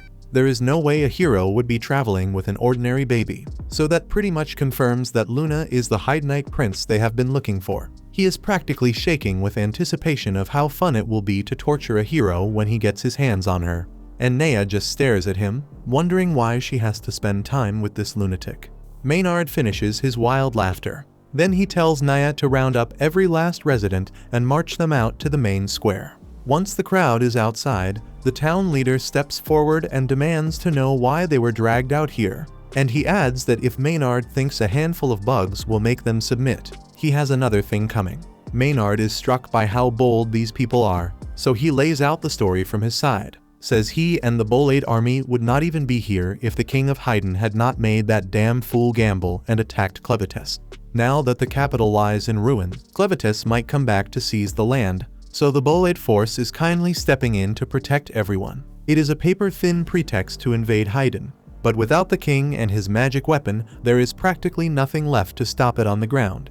Besides, Maynard says they have a bigger enemy in the meantime, because the blonde woman from earlier is one of the 13 heroes who started this whole mess. So if the townsfolk need a target for their rage, they can start by hunting her down. Meanwhile, Drell's army keeps pushing toward the fallen capital of Haydn, and they are halfway across a shallow river when Drell suddenly stops because he feels eyes on him. So he orders the stalker to step out at once, because there is no point in hiding when the moon is pouring light over the water. Suddenly, Rhodey bursts from the brush and slams his spear into the river, and the surface turns to glass in a snap, pinning the feet of every soldier in Drell's ranks. He barks for his men to advance, even though Drell's force outnumbers Rhodey's 10-1. Rhodey's troops came ready with ice cleats, so they move cleanly over the frozen sheet, while even Drell's enslaved dark beasts can barely stagger. Mikkel leads the charge and tells everyone to focus the wizards first, so they cannot free themselves. Drell knows the frost spear's limits, and even at full output it should not be able to freeze an entire river at once, so he reasons that Rhodey must have stationed a wizard upstream to chill the flow just below freezing, then let the frost spear do the rest. He admits the setup is sharp. Rhodey truly looks like he has mastered the frost spear, and if he defeats Drell here he can end the whole war. However, Drell tells him it will not be that easy. Rhodey surges forward with his spear, but Drell meets him with a heavy backhand slash, so the blow knocks Rhodey several feet back. Even so, Rhodey steadies up and snaps an ice spell through the spear. However, Drell reacts in time and darts off his line, so the path he abandoned freezes solid behind him. Then they close again and trade strikes, and Drell is once more impressed by how much force Rhodey can pull from a regalia, because the weapon grants power. Yet it still takes real strength to draw out its full potential like this. However, he does not believe that is enough to break the world's shackles. So he pours in more power, lifts his blade, and a dragon's claw forms in midair at his call. Rhodey is stunned because regalia are not meant to manifest physical things, but the claw is real, and it sends him flying across the river. Meanwhile, Mikkel and the rest see their commander in trouble, so the line turns back to support him. At the same time, Drell explains that by fusing his sword with magic, he has made something far beyond a normal blade. Just then, Drell spots a group of Rhodey's men rushing his way, so he wheels around and obliterates them with the dragon claw, and the sweep takes his own soldiers as well. Rhodey cannot believe he would kill his own troops so casually. What the hell? But Drell says anyone too weak to survive a strike like that does not deserve to see the world beyond their borders. Rhodey still does not follow the talk about borders and shackles, so Drell lays it out. His goal is to shatter the legend of the heroes, because that legend pushes people to challenge unbeatable foes with methods that keep victory out of reach. Things have run the same way for thousands of years, and no one questioned the pattern, so the tradition stayed. That ends here. Drell tells Rhodey he will not kill him because he was a worthy opponent, and by now Rhodey should know there is no way he can win. Rhodey tries to stand, but his body has nothing left, so he lies there and watches as Drell continues the conquest. But a moment later, Clevites slams into the battlefield, a dark aura roaring around him as the ground shudders. Faces freeze when they realize the southern lord of the dark beasts is here. Clevites can tell that Drell is the one running this field, so he says he has a single thing to ask, and he does not waste time on pleasantries. Someone has been snatching both human children and dark beast children, and from what he has heard it ties to the magic Drell uses, based on whispers from across the region. So he wants to know if Drell is truly the one behind it. Drell notes that a beast lord coming all this way just to ask a question must have better things to do, yet Clevites answers without blinking that this is part of his duty as a lord, because if anyone defiles his land or his people, the law of the land says he must kill that offender with his own claws in retribution. Drell asks what gives Clevites the right to define that law. However, Clevites is already tired of the talk, so he drives a hand through Drell's stomach with a straight thrust. He says this could have been avoided if Drell had simply answered the damn question. Yet even with a hole in his chest, Drell stays calm. Says he already knew Clevites would come to kill him, and he knew a head-on fight was not winnable, so he made preparations in advance and kept them quiet. A third eye opens on Drell's forehead as he primes his ultimate art. Dark Ichor prison resolve hardening as he commits. That catches Clevites off guard because he did not think humans could handle Dark Ichor at all. And in the next breath, Drell's body detonates and coats Clevites in his blood. When the blast clears, the only things left are Drell's sword and a giant sphere of what used to be Drell surrounding Clevites. Even so, Drell is not dead, not by any normal measure, because before the explosion he shifted his mind into the sword. He no longer has a human body and now exists as the magic of that blade. He went to extreme lengths to sacrifice flesh for this Dark Ichor prison, and he is certain that even someone as strong as Clevites will not break out easily. Clevites appears to be knocked senseless by the prison, so he stays motionless inside for now, and Drell intends to leave him there until he dies of hunger or age. Meanwhile, Rhodey watches in horror and disbelief, jaw tight and stomach sinking, because he cannot believe Drell just locked down Clevites in moments when the 13 heroes failed to do it. If Drell can pull off something like this, Haydn has no chance against that might. So Drell hardens his resolve to continue the mission and orders all remaining troops to prepare to move at once. Meanwhile, out in the forest, Alicia and Nelleru are still trying to escape Maynard, when Alicia suddenly feels that something is wrong, a pull at the edge of her senses. However, she does not know what caused that pulse, and there is no channel to reach Clevites from here, so she tells Nelleru they have to keep going. All the while, a band of angry townspeople keeps tracking them through the trees step by step on Maynard's orders. A short while later, the townsfolk hem Alicia and Nelleru inside an old cabin. Phil heads the angry crowd, brandishing torches as they shout for Alicia to step out, saying they know she's in there, so hiding is useless. Meanwhile, Alicia and Nelleru keep out of sight, unsure what move to make. Phil keeps hollering, pinning every disaster that hit their town on her. Speaking for the lot, he says they've always despised the so-called heroes, since heroes never do real work. They only slay a dark beast now and then, and folks treat it like it's something grand. Nelleru tries to lift Alicia, reminding her she's special because she saved both her and Luna. But Alicia tells her to back away from the window, saying the priority right now is keeping her and Luna safe. Alicia admits she figured this could happen, especially since they couldn't get out of town. What she didn't anticipate was the townsfolk finding them this fast. She thinks about bolting since Maynard still hasn't caught up to them yet, but she knows it won't help because there's nowhere left to hide. Phil loses patience and lifts his torch, ready to hurl it at the cabin. But right before he does, his brother grabs him, because their mom and dad just arrived, and they look furious. Mark, their father, tears into them, reminding them their forefathers built this water wheel over 200 years ago, and he won't let them torch it. Phil fires back, but Mark cuffs him on the head and tells him to shut it, saying he shouldn't swallow whatever two outsiders told him. Mark admits he doesn't trust Maynard or Naya, so he put 2 strong men on them to make sure they don't cause trouble. He shoulders past Phil and tells him to step aside, letting him handle it. Then he walks to the front of the cabin and calls to Alicia, saying he only wants to ask her something. He promises no one inside will be harmed until they're done talking. He wants to speak with her alone, so he asks her to come out. Alicia sees she has no choice, tells Nelleru to stay in and watch Luna, then steps outside. Mark's eyes go straight to her empty hip. The regalia sword is missing. He figures she must have pawned it for quick coin, but Alicia explains she lost it in her clash with Clevites. Hearing that, Mark pokes at her pride, pointing out she fought Clevites and came up short. Alicia lets out a breath and owns it, saying Clevites wiped them out completely. She adds that she'd understand if everyone hated her for failing this hard, and as she starts to apologize, Mark cuts in, says that isn't the issue. If she had sold her regalia and run, he would have killed her without hesitation, since she stood her ground and lost. He has no complaint. Phil and the others are stunned by their father's call. Alicia, for her part, is left speechless when it hits her that they don't hate her after all. Mark then explains that before the king died, he sent her away as part of tradition. With a steady look, he asks whether keeping that tradition makes sense anymore, considering the heavy price everyone has paid. When the next king is chosen, the question on the table is whether the citizens should back him or not. Mark reminds Alicia that her hero party is the only one in 1,000 years to reach the Lord of Dark Beasts. He believes she must have seen what lies beyond Luna Mountain, so he presses again on whether it was worth it. At this moment, Alicia thinks back to that fight with Clevitus.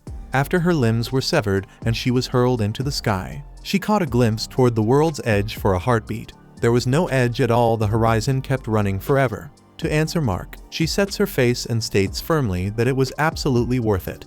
She admits she isn't sure she has the right to say that after failing, yet she explains there are truths people never learn while their world stays small. Some things only come when you have the courage to take a leap. Says she learned that from Clem, who was arrogant and treated her like a dish rag.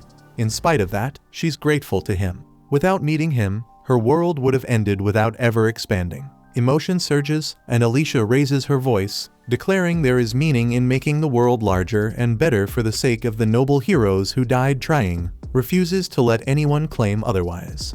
Mark and the rest are plainly moved by Alicia's fierce words. He adds that the former king's one thing done right was choosing his heroes. He tells Alicia she's free to go, saying he'll rein in the younger hotheads behind him. As he turns away, he remarks that their next king needs to be alive to give it his all. That line leaves Alicia stunned, and she wonders if Mark already understands Luna's lineage. He then splits the citizens into two groups, sending one half to deal with the wall of bugs while he and the others take care of the soldiers. Before he can leave, a massive insect beast blocks his way and drives its needle tail into his chest.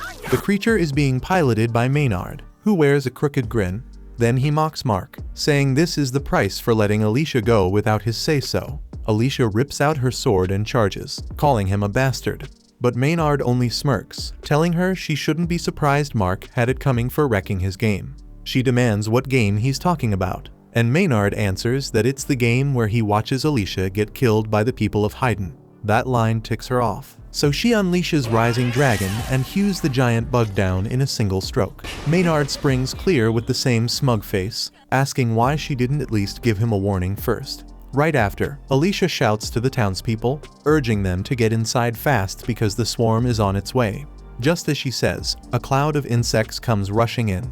Even so, everyone including the wounded Mark manages to reach safety in time. As the door swings shut, Nelleru peeks through the window and sees Alicia still outside. Pouring everything she has into holding the bugs off alone, she puts down the first wave, and Maynard can't help but be impressed. Still, he says, this is exactly what he expects from a hero like her, standing alone and fighting no matter the odds. But the only issue is how long she can keep going. Right then, Alicia crumples to the ground in pain. And at that moment, Maynard says offhand that he forgot to bring something up. The bugs were venomous from the start. If the big ones steal your focus, the little ones slip in and dose you before you even realize. He adds he couldn't control every insect in the area, from the bees overhead to the ants underfoot. Worst of all is a special spider breed whose venom can wreck human blood itself. Alicia suddenly feels something crawling along the back of her neck, and before she can smack it, the spider sinks its fangs into her. Maynard explains the toxin is potent enough to liquefy smaller creatures from the inside out. While Alicia fights for breath, he lays out why he hates heroes so much. In an ironic twist, he admits he used to idolize them. But when he was a kid, the so-called heroes never showed up when he truly needed them. When he lost everything, the neighbor next door helped more than any hero ever did. That's when he decided heroes are just people hiding behind sugar-coated titles. In his eyes, they can't protect anyone. The only ones who can protect anything, he sneers, are himself and General Drell. After that, Maynard unleashes another wave of bugs at Alicia. As she cuts them down, she realizes this is only getting worse, since his poison even works against Dark Ichor. Pushing through, she glances down and sees Clevitas calmly perched on her chest. He says little only reminds her to finish things here because a bigger job still waits. Alicia slips him into her dress fast so Maynard won't notice. Meanwhile, inside the cabin, some of the bugs start slipping through, and the citizens do their best to kill them before they cause any damage. Kari tells her sons to patch the gaps in the walls so no more get in. She reminds everyone that protecting Luna is the top priority, since he represents Haydn's future. So all they can do now is hope Alicia holds the swarm back outside, while they defend Luna within. Everyone agrees they've got what they need, and they start boarding the cabin with wooden planks. At the same time, Alicia holds her ground while Maynard keeps droning on full of himself. Without warning, a massive scorpion bursts from underground and whips its lethal stinger at her, slamming Alicia and sending her crashing into a nearby river. As she struggles in the water, Clivitas slips out of her chest and asks if the poison is what's slowing her down. Alicia admits she's sluggish not only because of the toxin, but also because her wounds refuse to heal. Clivitas explains that Maynard's poison affects dark ichor. It isn't strong enough to erase it completely, yet it blocks her recovery until the venom fades, which means she's temporarily lost her immortality. Meanwhile, up on the bank, Maynard stands steady and smug, mocking Alicia as she stays in the river, convinced she's too scared to show herself. Meanwhile, back inside the cabin, the townspeople finish their work, plugging the last gaps in the walls, when a sickening sound comes from above. With a wet thud, a huge larva drops from the ceiling, disgusting everyone inside by its presence alone. One of the citizens peeks out the window and spots even more gigantic larvae swarming across the area. They chew straight through the cabin walls, and it isn't just the cabin. Countless larvae are already devouring the entire forest around them. Back in town, citizens begin to hear loud crashes echoing from the direction Maynard went. Worried, they turn to Naya and demand to know why she didn't go with him. Naya answers plainly that she didn't go because she didn't want to die. She says she won't get in Maynard's way, since once he gets serious he never stops until nothing is left. After all, he's the master of all insects and the strongest wizard in the Bolade army. At the same time, deeper in the forest, Maynard keeps taunting Alicia while she remains in the river. He explains that the giant larvae surrounding him are special creatures that hatch only once every century. When they emerge, they devour everything in sight. This species is unique to a single island in the east. Every 100 years, these larvae strip the forest bare, leaving it completely barren. But the creatures are clever. They never consume the seeds. Instead, they stay dormant in their eggs until those seeds have grown into a new thriving forest. With a smug grin, Maynard tapped the magic crystal set in his chest and bragged that his sorcery could speed up that natural cycle. With power like that, he figured the building sheltering the citizens wouldn't last even a single minute. Alicia's anger snapped at his words. She burst from the river, yet as she lifted into the air, her eyes went wide. Maynard had been quietly nursing even more insects inside cocoons, and right then the shells split open. Suddenly, the newly hatched bugs rushed her with murder in their flight. Alicia swung her blade, trying to cut them back. Yet with every arc, she saw the shimmering dust from their wings held another poison. Her strength bled away with each heartbeat, while Maynard savored the struggle. At his command, the giant scorpion smashed her into the ground, after which a massive swarm of insects buried her beneath their bodies. That horrific sight made my body freaking tremble. Right before Alicia lost all hope, Clivitas stepped in. A crimson radiance burst from under the swarm, and from it her regalia sword rose, cleaving through the pile of insects. Maynard's eyes went wide in disbelief, recognized the weapon at once, and demanded to know where she had hidden it. Clivitas calmly told Alicia that most living creatures in this world are made of water, and insects are no exception. Treat a horde like a ball of water, and the regalia blade he gave her will cut them apart. With that, he urged her to finish this fight for good. Alicia pushed to her feet, her sword blazing with power. A harsh gust tore across the field as she unleashed her ultimate technique, Stream Splitter, and in a single clean stroke, she erased the whole swarm of insects. Watching from a distance, Nia stared in disbelief as all of Maynard's creatures were wiped out. Alicia leveled her sword at Maynard and ordered him to surrender. She quickly understood he would never yield, so she knocked him out cold. Exhausted, Alicia finally collapsed. Nelu then rushed to catch her, but to her surprise, Clen was already there, holding Alicia in his arms. Clen looked serious and said that things had changed, which was why he had come to call them back. While Alicia was still weak, she managed to ask whether Clen had defeated Drell. Clen replied that he hadn't, because Drell wasn't alone. He had another Lord of Dark Beasts at his side. Over in the ruins of the Kingdom of Haydn, evacuation efforts are underway, and close to 80% of the survivors have already been moved into the underground bunker. Even so, Queen Tala refuses to leave, not until she finds her son. One of the elders pleads with her, reminding Tala that she is the only one left who can rule this kingdom. But Tala refuses to run, saying what kind of mother would she be if she abandoned her child. The elder understands her feelings, yet questions how Tala can be so sure her son is alive when no trace of him has been seen since the attack. Tala explains that she knows because the Forge of Haydn still glows with its usual bright red light.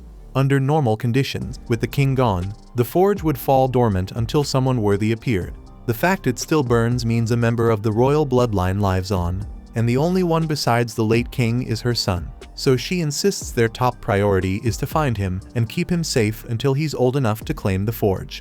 As long as they succeed, the kingdom of Haydn will survive. The path forward is clear, but Tala can't help feeling frustrated, because none of this would have happened if she had managed to flee the capital with her son as she originally planned. The elder asks what she means, so Tala admits that before Clevetess's assault, she had a vision warning her this would happen.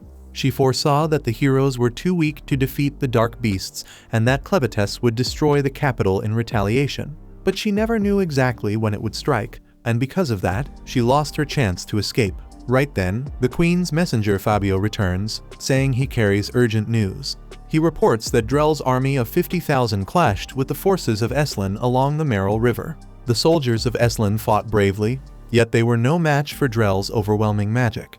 But just as the battle ended, Clevetess suddenly appeared and obliterated nearly half of Drell's army in an instant. And what came after was even more shocking. Moments later, Drell somehow conjured a strange red sphere that managed to trap Clevetess. And this news shakes Tala, because how can she handle someone powerful enough to defeat a dark beast lord? Now Drell and the 20,000 soldiers he still has are marching this way, and none of them know what to do. Tala refuses to accept it, since that goes against everything their traditions say. Only heroes are supposed to stand against dark beast lords, but Fabio reminds her that Drell was once a hero, and he still holds his regalia, so technically he meets the prophecy. Still, Tala refuses to believe that a man like Drell, who would lead an army to invade another land, could ever be the hero foretold. So she announces that she will confront him and break his regalia, because he doesn't deserve to wield it. Fabio then wonders if such a thing is even possible, and Tala explains that as long as she carries the sacred hammer of Haydn, she can kick his ass, since it's the only weapon that can forge or destroy regalia. However, the elder tries to stop her from rushing into something reckless, reminding her that only the king of Haydn is allowed to wield that hammer. But with the king dead, until her son takes the throne, she says she will serve as the king, and that gives her every right to hold it. No one can argue with that, so they help her into her armor while Fabio suddenly runs off to fetch the hammer.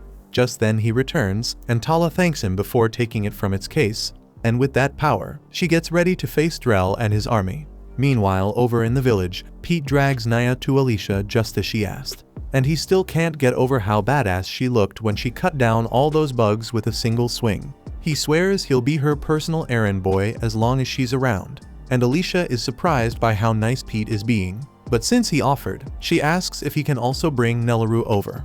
At the same time, Pete bolts off to do what Alicia asked, and Clem congratulates her, saying it looks like she just got her first servant. Alicia tells him to quit teasing, because it's not like she wants one. What she really wants now is a clean set of clothes, since she's completely covered in bug guts. Right then, Naya speaks up and wants to know why they dragged her here, since her knees hurt and she just wants to head home. Alicia thinks it's odd that Pete managed to grab Naya so easily, especially since Nelleru mentioned she could control magnetism. As it turns out, Pete didn't come at her with any weapons, so there was nothing for her to manipulate, and against that much muscle, she was completely powerless. Anyway, Alicia says she's got a couple of things she needs to know, so she tells Naya to spill whatever she can about Drell and his connection to the Dark Beast Lords. Naya has no idea what Alicia means, so Alicia rephrases and wonders if Naya has ever seen Drell's dark ichor. She explains it's blood that moves on its own, but Naya looks genuinely confused and says she's never seen anything like it, and honestly, it sounds nasty. Alicia can tell she's not lying, but Clem is sure what Drell used really was dark ichor, and only dark beast lords are able to produce it. Drell on his own wouldn't be that big of a threat, but with one of those monsters backing him, they need to figure it out fast. Since Clevetess is already here, the only lords left who could be behind Drell are Zafthir of the west, Rathwell of the east, and Vorden of the north. And if one of them really decided to bare their fangs at Clevetess by using Drell, then he'll make sure they regret it. Speaking of Drell, Alicia turns to Clem and asks if it's really okay that he left his body behind and came here in his smaller form. But Clem says that wasn't his real body anyway. It works better if whoever is helping Drell thinks Clevetess is trapped, since that gives him the edge to corner his foe. At that moment, Naya, who's been trying to get their attention for a while, cuts in and asks if they're finally done, because she wants to leave. Sure, she's helpless without metal to work with, but she still has the metal from her gauntlets, so she can't control it while it's pressed against her skin. But since her arms are so thin, with some effort she slips a hand free. Then she tosses the gauntlets into the air, hooks her handbag over them, and uses that to fly off. Clem and Alicia didn't expect that at all, so they just watch as Naya floats away. Right then, while she's flying, Naya spots Nelaru and Luna in a cart headed toward Alicia and Clem, and she notices the wheels carry metal. So she decides to seize the chance since Drell will chew her out if she comes back empty-handed. She drops onto the roof and says she'll be taking them to Hydrat. Then she snaps her gauntlets and knocks the brothers out. And after that she hauls the whole carriage into the air to snatch Nelaru and Luna. However, just when she figures she got away clean, she realizes Clem is somehow sitting beside her, and he tells her to pick up the pace because there isn't much time to waste. Alicia sets her sword to Naya's neck and explains the cart was prepared for this exact purpose, so forcing Naya to give them a ride to Hydrat works perfectly. Since the blade is pure Haiden metal, Naya cannot manipulate it, so she does the smart thing and surrenders, agreeing to carry the group to Hydrat without a fight. Down on the ground, the brothers are relieved when they realize Clem and Alicia made it onto the carriage safely, so they start waving goodbye and yell that Alicia is always welcome to come back. The rest of the townsfolk say the same thing as the cart soars overhead, and Alicia feels glad she managed to leave such a positive impact on their lives, since it makes her feel like a badass hero. Clem teases her for the smug expression on her face, and Alicia says she earned at least that much since she did manage to save the town. But Clem reminds her she only pulled it off with his help. Nelaru does not follow every detail, yet she says Alicia was extremely heroic, and it hits her as a real shock when she learns Luna is the Prince of Haiden. She says she wants to know whether it is truly alright for her to hold him so casually, since someone in her position is usually not allowed to touch a royal. But Clem says that is a dumb rule, and he adds that Nelaru holds a special role, and has been invaluable in keeping Luna alive. She is also several times stronger than any regular human now, so if anyone ever tries telling her she is worthless, she should crush them. Alicia steps in and clarifies that Nelaru cannot go around crushing people, but Clem says that is how he has always dealt with those damn haters, so he does not see a problem with it. Not long after, the group reaches a stretch of mountains, and on the other side sits the capital of Hydrat. Clem leans toward Alicia and tells her she'd better be ready for what's waiting. Since he can't show himself, he won't be stepping in, and if Drell discovers the dark ichor inside her, her recovery is going to be cut short. Even with all that, Alicia answers that she's ready to face him and take revenge for her father. So Naya guides the cart over the peaks, and once the city comes into view, the smoke and chaos make it clear the place is already under attack. Drell has to be somewhere close, and Alicia finally spots him standing bold on top of the castle wall. She doesn't waste a breath, she grabs Naya's arm and forces her to drive the cart straight at him. Right then on the castle walls, Princess Tala rallies the knights who carry enchanted blades, telling them their swords come close to rivaling Drell's regalia. So if anyone has a shot at slowing him down, it's them. Still, you can feel in your gut, these poor bastards don't stand a chance. They charge in hard trying to surround him, but Drell doesn't even twitch. He just watches them with that cold look and mutters that they're nothing but a nuisance. At that moment, the knights know damn well they're done for, but loyalty to the kingdom keeps them charging anyway, throwing their lives away just to buy time for the archer squad to line up a shot. Even with the cleanest angle, the archers choke, and Drell twists his form into a blade to slip right past the volley. Tala and the others are left shaken, struggling to believe what they saw, since Drell just shifted into a weapon in the middle of combat, and none of them know what that means. The shield bearers step in to hold him back, but they're blown off their feet instantly, and Drell grips Tala by the throat. He sneers at her effort to protect Haiden, then tells her she'll never sit on the throne. Tala already knows that she has no royal blood, and only the strongest heir has the right to claim the crown. If every successor falls, the title passes to the nearest relative, but Drell makes it clear he's ending that tradition here and now. Tala can't promise she'll make it out alive, yet she's sure one clean swing from the hammer will be enough to shatter Drell's regalia, so she needs a distraction to buy herself a sliver of time. Right then, Alicia comes crashing down from the flying carriage, and it throws Tala for a damn loop, so she takes the opening and brings the hammer down toward Drell's sword. At the same time, Clem and Nelaru watch from a distance, and Nelaru worries about whether Alicia can hold her own against Drell, while Clem says it doesn't really matter whether she wins or loses, since the whole point is keeping him busy. Drell and whoever backs him are after the Forge of Haydn, so Clem wants to reach it first. And that is why he brought Luna. Since only royal blood can lift the seal, Clem already knows the forge's location. So he leads Nelleru to a section of the castle wall and tells her the forge sits on the far side. He could smash through in a heartbeat, but he needs to stay out of sight here, so he tells Nelleru to handle it instead. Nelleru pauses and checks whether he truly wants her to do it, since the wall looks solid as a rock. But Clan explains that when he healed her, he packed the strength of a troll into those thin arms, so her power should be several times greater than even the toughest troll. Nelleru decides to trust him and gives the stone a cautious push, and to her surprise the block rockets off its base with way more force than she expected. It sails clean over to the other side and slams down right where the guards assigned to protect the forge are stationed. For some reason she feels her kill count rise a little, while Clem tells her she's imagining things and urges her to move, since they don't have much time. Meanwhile, at the forge entrance, Fabio and a handful of guards manage to survive Nelleru's accidental hit. But before they can process what just happened, Clem pulls them into the shadows and neutralizes the area. And once he reaches the doorway, he carefully presses Luna's hand to the seal so it unlocks. After some time, Gart swoops down to check on the strange bubbles holding Clevetess's body. He's convinced that Clevetess should have been able to break free from something like this already, so it makes no sense why he's still stuck inside. Gart gives the bubble a hard kick to see if it'll break, but the thing is tough as steel, and he realizes there's no way he has the strength to shatter it. Right then, Rhodey comes around the corner and introduces himself. He noticed Gart descend from the sky and figures that must be his magic ability, so he wants to ask for a favor. He explains that he needs Gart to fly him to the capital of Haydn because by now Drell and his army have surely launched their assault, and he has to put a stop to it. Gart was about to brush him off, but he recalls watching the battle earlier and clearly remembers Rhodey getting his ass kicked by Drell. So he wonders why Rhodey is looking for another fight now. Rhodey admits he probably doesn't stand a chance, but somebody has to stop Drell before he seizes the Forge of Haydn. If Drell gets his hands on that treasure and fuses it with his magic, the entire land will be hit with a catastrophic disaster. Hearing the word magic jogs Gart's memory of what Zafthir told him before this mission.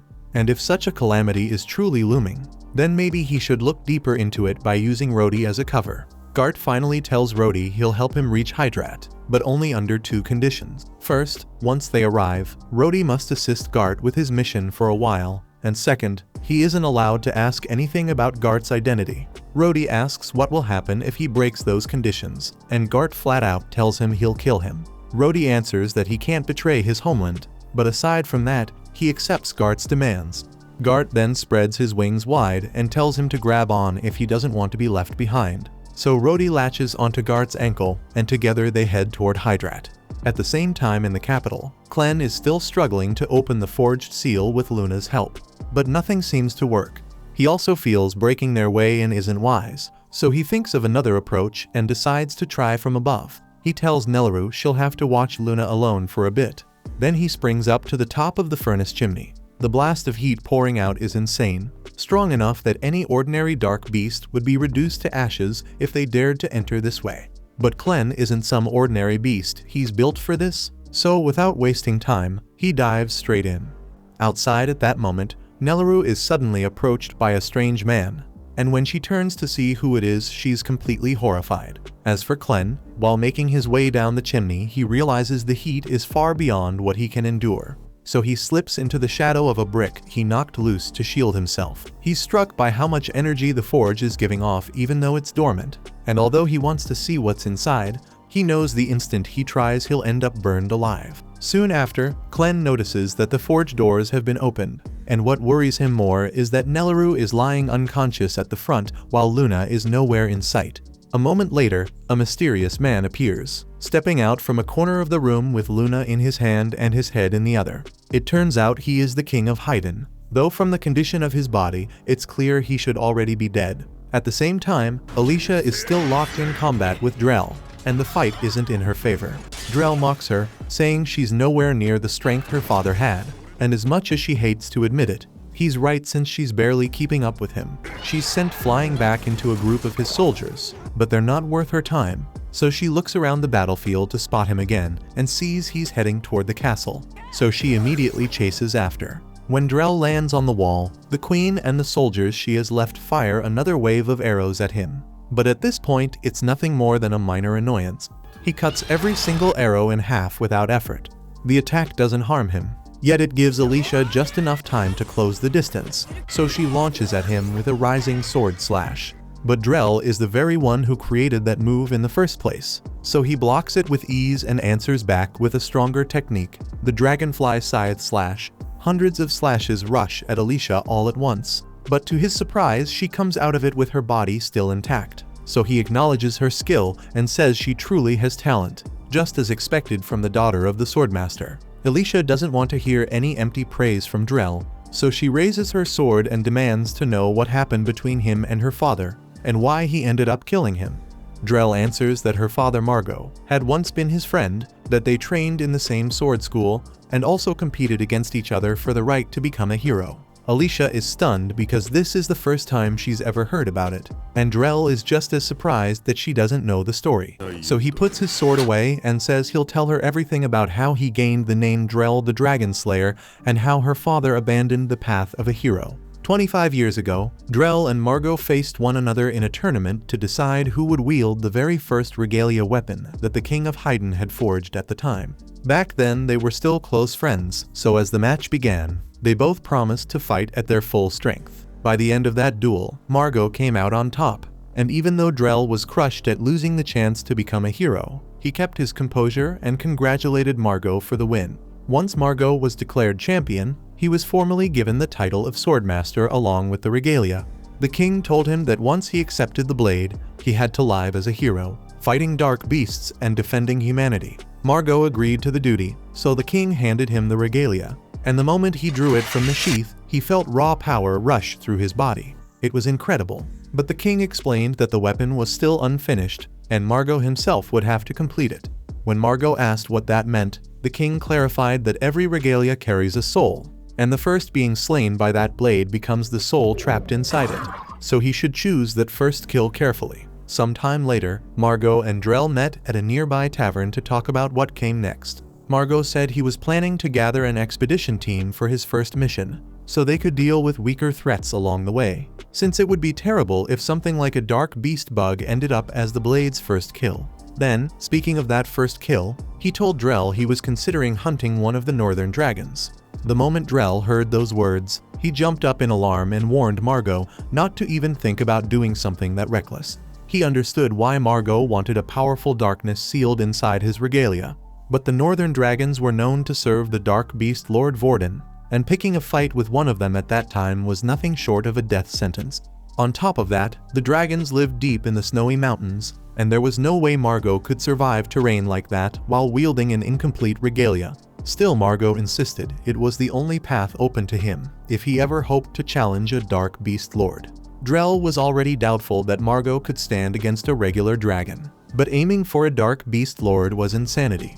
The old tales always spoke of heroes eventually defeating the lords of darkness, but Drell had never believed them. Even so, he knew better than anyone that Margot was the strongest swordsman alive, so if anyone had a chance of doing it, it would be him. Margot stood up and told Drell they had to start preparing for the expedition. He was fully confident that together they could bring down a dragon, but once they set out, the reality was far harsher than he expected.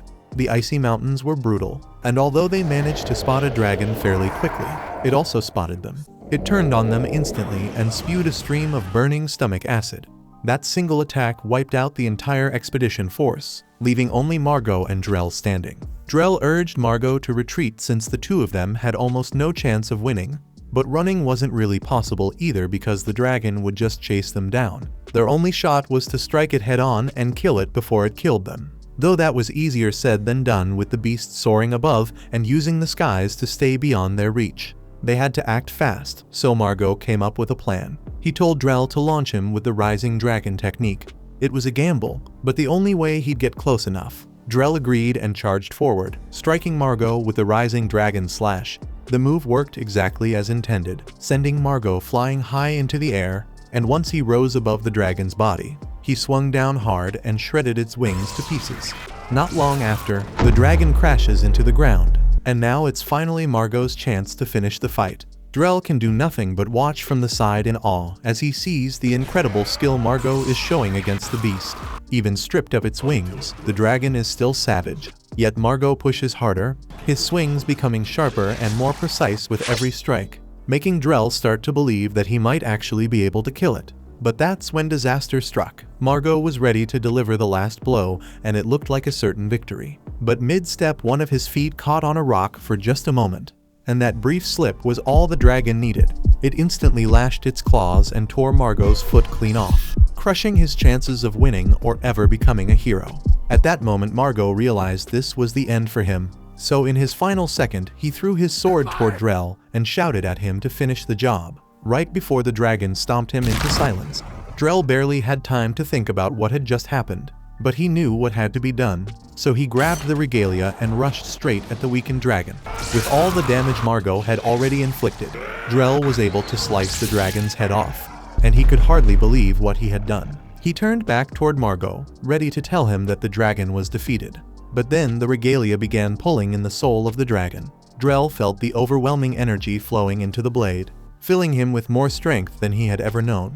But the moment the sword finished absorbing the soul, he felt a terrifying presence appear behind him.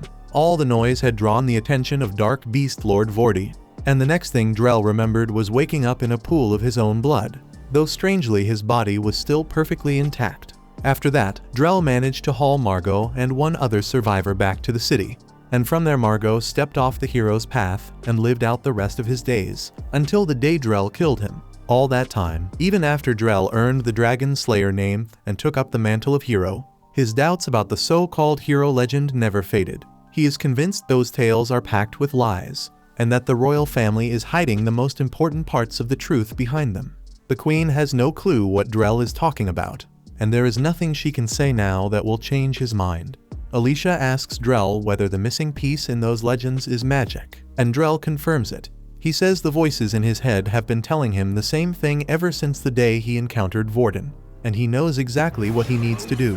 Drell uses necromancy magic to call up an undead dragon skeleton, knocks Alicia from the wall with it, then takes off on the skeleton's back so he can claim the forge. Down on the ground, Alicia survives the fall, but her arm and leg are in terrible shape, so she uses the dark ichor to repair them, and it still hurts so damn much. She tries to reach Clem through their mental link to warn him that Drell is on his way to the forge, but Clem tells her to stay quiet because something interesting is happening right in front of him. The King of Haydn is about to throw his grandson into the forge for some reason, and it looks like the king has really lost his head this time. Thank you for watching to the end.